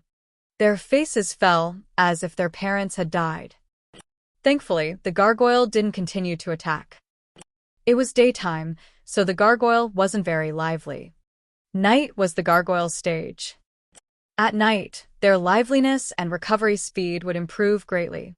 Qinzhao looked at all of them. Their performance still didn't pass, but there was no need to continue training now. After all, they would set off soon. Continuing would use up their strength and mana. Okay, go take a break. We'll leave after lunch. President, can we bring that thing too? This way, we'll be much stronger. I need someone to guard my house too, Qinzhao said matter-of-factly. The group couldn't say anything. It wasn't like they could say, no, our fight is more important. Okay, let's go. Adieus, drive yourself back to the office after you drive us to the place. After arriving at Foundation Mountain, the group organized their equipment and then entered the forest officially. After half an hour, they found a camp. This must be the family's camp from earlier. But where are they? They might have gone into the ancient relic, Qinzhao said. Forgot to ask that Akira why they came. It's not far from the ancient relic, Qinzhao said. Let's go there too. President, are the crypt demons really that scary? They all had unnatural expressions, looking at Qinzhao nervously. Qinzhao glanced at them. Yes, very scary. There was once an expedition team that had firearm equipment, but they suffered serious casualties. President, should we change our plan? Do you want to join more and more? Pretend I didn't say anything. Under Qinzhao's lead, the group arrived at the mouth of the cave. Qinzhao was very familiar with this place now. Don't worry. There aren't any crypt demons here. President, can we light a fire? Jalanash asked. It's too dark here. Humans were innately afraid of the dark. Darkness meant the unknown and danger. It was passed down from prehistoric times. After Qinzhao nodded, Jalanash snapped her fingers. A ball of fire appeared in her palm. Then it split into three and flew before the group. In the darkness, a shadow had appeared near the group. Wooly hid in the darkness. Even when the three fireballs flew past him, they still couldn't illuminate him. Grandfather had cast invisibility on him, so he was now invisible. Grandfather, the supernatural organization has arrived, Wooly whispered into his walkie-talkie. They actually found this place? The grandfather was surprised. Not only that, but their president is also still alive. I see him in the group. Stop them. Don't let them approach the pyramid. Their arrival will alert the crypt demons. Wooly took out a dagger and snuck toward Qinzhao. He was invisible now, and even his smell was covered. He wouldn't be discovered even if he stood right in front of the supernatural organization. Not even the crypt demons could discover him, let alone them. But it was still dangerous to approach crypt demons, not because they were blind, but they had sharp noses. They could sense heat too. That's why the family all had a cold treatment. They carried an ice cube to lower their body temperature. Wooly raised his dagger, preparing to slit Qinzhao's throat. Oh, I have something to say.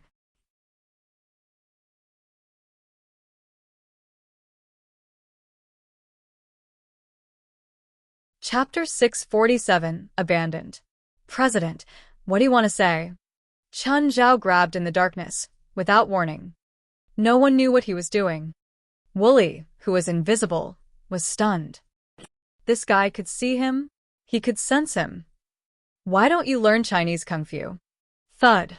Chun Zhao punched the air. You look down on Chinese Kung Fu? Thud. Everyone was confused. Thud. Are you racist? Wooly was about to cry. This was against the rules. Oh, right. You shot me in the forehead a few days ago too, Chun Zhao said. Now, I won't make it hard for you. I'll punch you once and we'll be even. You already hit me so many times. Wooly wanted to cry. Chun Zhao suddenly let go of Wooly and swung his right arm. Poof. Everyone saw blood spray out of the darkness, and then a headless corpse fell onto the ground. Everyone exchanged glances. Finally, they realized that someone had been invisible around them. They felt the aftershock. They didn't know how Chun Zhao had discovered him. But if Chun Zhao wasn't here, they probably would have all died. They probably wouldn't know what had happened up to their deaths. Chun Zhao picked up Wooly's walkie-talkie and asked, "How do you use this?" "President, you just press this. You don't have to change channels." Chun Zhao pressed the speaking button. "Hi, I'm the president of the supernatural organization. You're surrounded now. Put down your weapons, undo your spells, and wait for us to arrest you all. Otherwise, I'll raid your nest under the charges of disrupting law and order, personal injury, and intentional murder." Everyone in the family had uncomfortable expressions. Grandfather, Wooly, is dead. Hopkins, Tarila, and the grandfather were all livid. Seems like we've underestimated them. By now, the family had reached the outside of the pyramid. What do we do now? The ancient pyramid was right before them. The foundation stone was right inside. The clingy supernatural organization was right behind them. Actually, the family was indeed established with familial relationships, such as grandfather, father, and mother, but they were still a group of outsiders. To them, their own interests were the most important. If it wasn't necessary or worked out easily, they weren't willing to abandon their own benefits to take revenge for the others. But the supernatural organization clearly wasn't planning on forgiving them. They took the initiative to come looking for them and had breached the relic too. "Lure out the crypt demons," the grandfather said. "Have them take care of the supernatural organization. I don't believe they're able to defeat the demons too." Everyone's eyes flashed. This was indeed a good plan. "Axon, you go," the grandfather said. "You're a ground crawler. As long as you go underground, the crypt demons won't be able to do anything to you." Even though Axon was a ground crawler, he couldn't stay underground forever. Just like with swimming, he had to come out to breathe too. Moving between different terrains and soils used up different amounts of mana too. The pyramid was made completely out of stone. Even though he could move underground, it used up a lot of mana. Axon's invisibility effect was undone. Instantly, he sensed a bloody aura. Something discovered him. Axon didn't dare to hesitate further and quickly dug underground. He went inside the pyramid, and after wriggling underground for a moment, he came out. He saw a few huge crypt demons in the distance. They discovered him too and immediately pounced toward him. He hurriedly ducked back underground and continued moving. He was acting as the bait now. Soon, a large group of crypt demons was behind him. Axon wanted to lure some crypt demons on the upper level. Suddenly, he felt a blood-chilling aura coming from the entrance of the stairs to the upper level. That thing was so terrifying. Was it the frightening thing that the grandfather mentioned? Axon could only leave the stairs and continue luring on this level. Soon, there were a dozen demons behind him. Axon came above ground every now and then to ensure that the crypt demons would continue chasing after him. When he reached the exit, he felt that he'd used up too much mana and couldn't hold out any longer. "Grandfather, hurry. Make me invisible." Axon sped up to the exit of the pyramid. The grandfather looked at the crypt demons behind Axon. He still didn't appear. Because if he was to cast invisibility on Axon, he'd have to become visible too. The instant he did so, he would get ripped to shreds by the crypt demons. With his old body, he didn't think he could survive a round with the demons. Axon, don't blame me. Just take it as your sacrifice for our family. You old thing. You asshole. Motherfucker. I don't want to die. Make me invisible. Axon panicked. He could feel that he was at his limit. It would only be 1 minute or not even. Now, Axon had two choices. He could come above ground and get ripped apart by the crypt demons. Or he could stay underground and be trapped forever. In the end, he chose to come out. At first, he decided to be buried underground forever. But in reality, this was very difficult because everyone had the desire to survive. It was just like how someone in shallow water would automatically float to the top when they were about to suffocate. But the moment that Axon appeared, the crypt demons surrounded him. Wait, help? Axon's lower body was still underground, but his body above ground was already torn apart. Everyone in the family was chilled at Axon's death. The grandfather acted like a benevolent elder usually. But he was so decisive about abandoning his allies. He didn't hesitate at all. Axon's death was very tragic. His body was completely torn apart. Finally, his head was chopped off too. After taking care of Axon's body, the crypt demons paced outside the pyramid instead of returning immediately. Cause some commotion, the grandfather said. Don't let them return immediately. As long as they didn't have to become visible, the family didn't mind helping. Any random sound could make the crypt demons sensitive.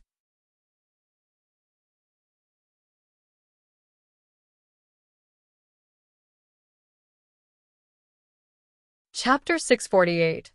Look at them, then look at you. Do you guys think that we're like the antagonist? The family sounds like a loving family. We killed their relative in a clash, and their feelings for their family caused them to become our enemy. President, can we be more serious? We're the good guys. Okay, the serious stuff. Chunjiao had wanted to liven up the mood because they all looked depressed. Each person was nervous and sweating with stiff limbs. With that state, they wouldn't be able to fight at all. Just then, they arrived at the entrance of the cave. There doesn't seem to be anything here. There haven't been any crypt demons. President, do they really exist? So big, they could see the silhouette of the huge pyramid in the darkness. Do you want to see crypt demons? You'll get your wish granted soon. Because there were many crypt demons on the empty space before the pyramid. And they'd seen Qinzhao's group. They're here. The grandfather and the others saw light outside the entrance. Strange. Why aren't the crypt demons attacking them immediately? The path along the side is narrow, and the demons are so big. They can fall down easily. They're definitely waiting for the supernatural organization to come down before attacking. The group walked down along the craggy path and finally reached flat land. President, where are the crypt demons? Jalanash, raise your fireball and you'll see them. She raised the fireball and illuminated more land. Right then, everyone finally saw the crypt demons that were gathered in groups. Don't scream, Qinzhao reminded. They're very sensitive to noise and smell. Everyone's legs trembled. Were these the crypt demons? They were scarier than they'd imagined. It was even more terrifying. The grandfather's group also looked at the demons and Qinzhao's group with confusion. Why aren't the demons attacking them? Hurry and attack, you idiots. Actually, the crypt demons were hesitant too. They stood together in clusters. Some took a tentative step forward before shrinking back immediately. Hi friends, I'm back, Qinzhao announced loudly. Did you miss me? Grandfather's group was speechless. What was with the crypt demons? They'd been so bloody and horrible when killing Axon earlier. But why were they so scared when facing Qinzhao's group? Watching the crypt demons, a sword suddenly appeared in Qinzhao's hands. The demons instantly were terrified and shrunk back as a group. What was with this person? Why did he scare the demons so much? What had he done to them? Chun Zhao was a beast whisperer and could communicate with wild beasts. But he wasn't sure if he could communicate with these crypt demons. They were wild beasts, but they also had a clear hierarchy like humans. Someone come out. Let's talk. Then a frail crypt demon came out. Rather than frail, one should say that it was old. Everyone could see clearly that this crypt demon was an elder. It approached Chun Zhao timidly. Enin. Leave. Chun Zhao felt the crypt demon's attitude. We can't go now. We're here to capture our enemy. How about we work together and take them out? Chun Zhao pointed at the family who were invisible on the side. The expressions of grandfather and the others changed drastically. How did that guy know that they were there? And he could communicate with the crypt demons. Chun Zhao glanced over. You're still hiding? It's meaningless now. You know you can't hide forever, so why cover yourself up? Chun Zhao waved his hand. Behind him, West and the others took their guns out. Water guns. Squirt. Instantly, grandfather and the others were dyed with paint. See, this is much easier. I also added a fragrance to them, so you can see them more easily. Go. Hopkins yelled, leading them back into the pyramid. Ruby opened her arms, creating an ice wall at the entrance. The family was very fast and quickly reacted. Look at them. All of you look at them. They're true professionals. Now look at yourself. Chun Zhao had a disappointed expression. President, it's not the time to scold us. The crypt demons didn't continue to attack Chun Zhao's group. Instead, they worked on scratching the ice wall. They wanted to break through, but ramming with their heads or scratching with their claws wasn't very effective. Move aside, you failures. Chun Zhao walked over and smashed his fist down with full force. Cracks appeared throughout the entire wall, but he was surprised. His fist was more than 10 tons, but the wall didn't shatter. He opened the Eye of Power and punched again. Boom. The ice wall shattered instantly. The crypt demons swarmed in. But when they reached the stairs, they all started rolling down. Do not pass. Denver blocked the path. The crypt demons that had rolled down all started convulsing. Colorful flowers bloomed under their skin. When they stood up again, they'd lost their instincts and were controlled by Denver. Look at them, and then look at you. President, please don't do this to us before outsiders. West and the others lowered their heads. Chun Zhao went over and sliced up 2 possessed demons with one strike. Seeing that he'd come, an eerie smile appeared on Denver's face. You want to die? With that, Denver poured powder at Chun Zhao. Chun Zhao raised his arm. The mouth of gluttony swallowed all the powder. Tastes not bad. Do you have more? Denver's expression froze. He turned and ran. Run faster. Faster. The supernatural organization were all speechless. We're here for a serious battle. Can't you take it seriously? Without needing Chun Zhao to pursue, the crypt demons had already charged forward and ripped Denver up. The demons were crazed now. They ran forward wildly, no longer caring about Chun Zhao's group. It was probably also because they couldn't defeat him. They followed the winding stairs up and reached the upper level. Chun Zhao's group followed before, running to the exit of the stairs. There was a huge platform with empty windows on all 4 sides. A huge ox lay in the center. Well, it was probably an ox. At least, it had some ox characteristics. It was like a man with an ox head. But its size was huge. It was at least 6 meters tall. Beside it, there was a stone platform with a black stone on it. The Godfather, Hopkins, and Tarila surrounded it, not daring to get close.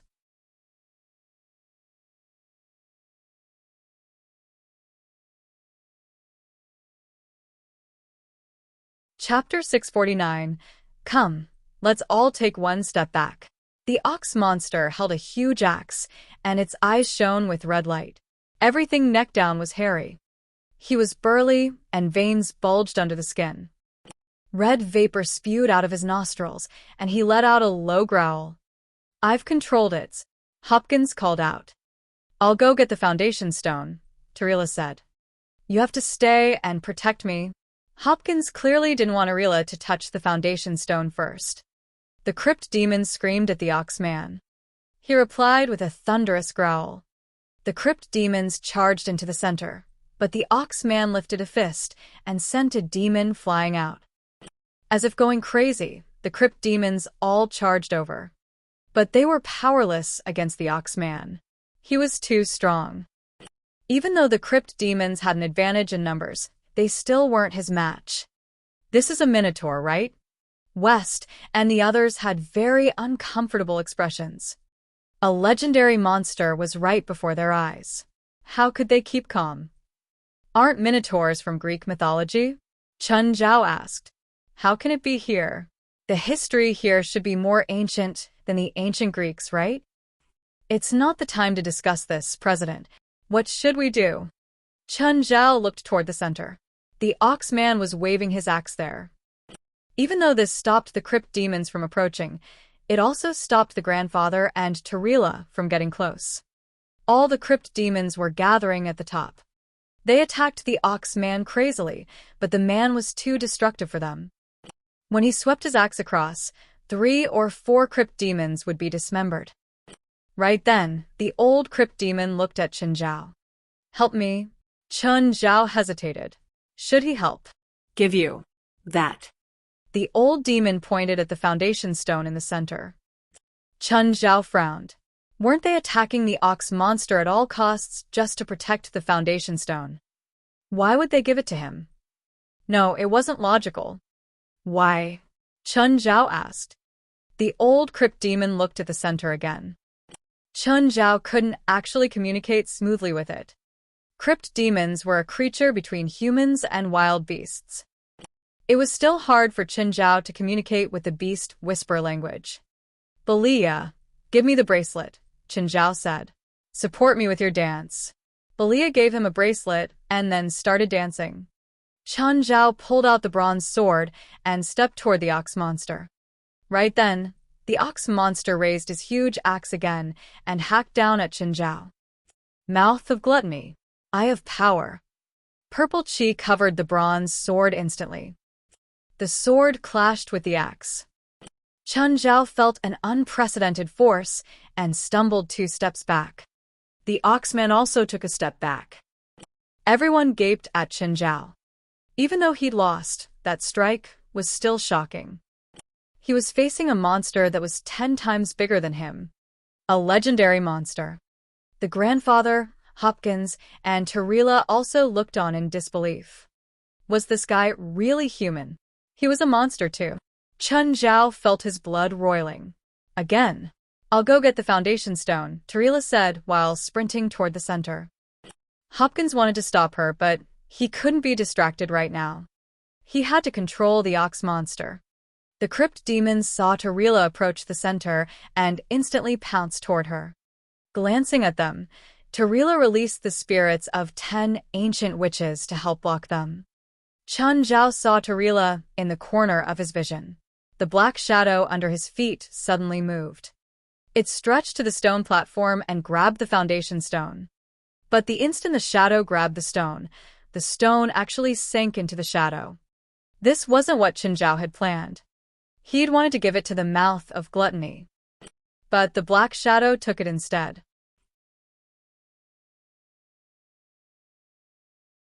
That instant, the shadow expanded suddenly, becoming more than 10 times larger than before.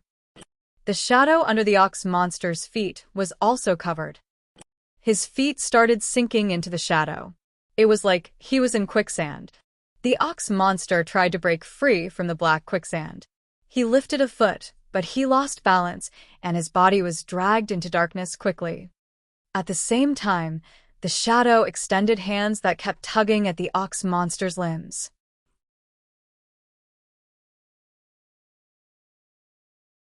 Seeing that Chun Zhao actually snatched the foundation stone away, Tarila immediately moved the witch spirits toward him.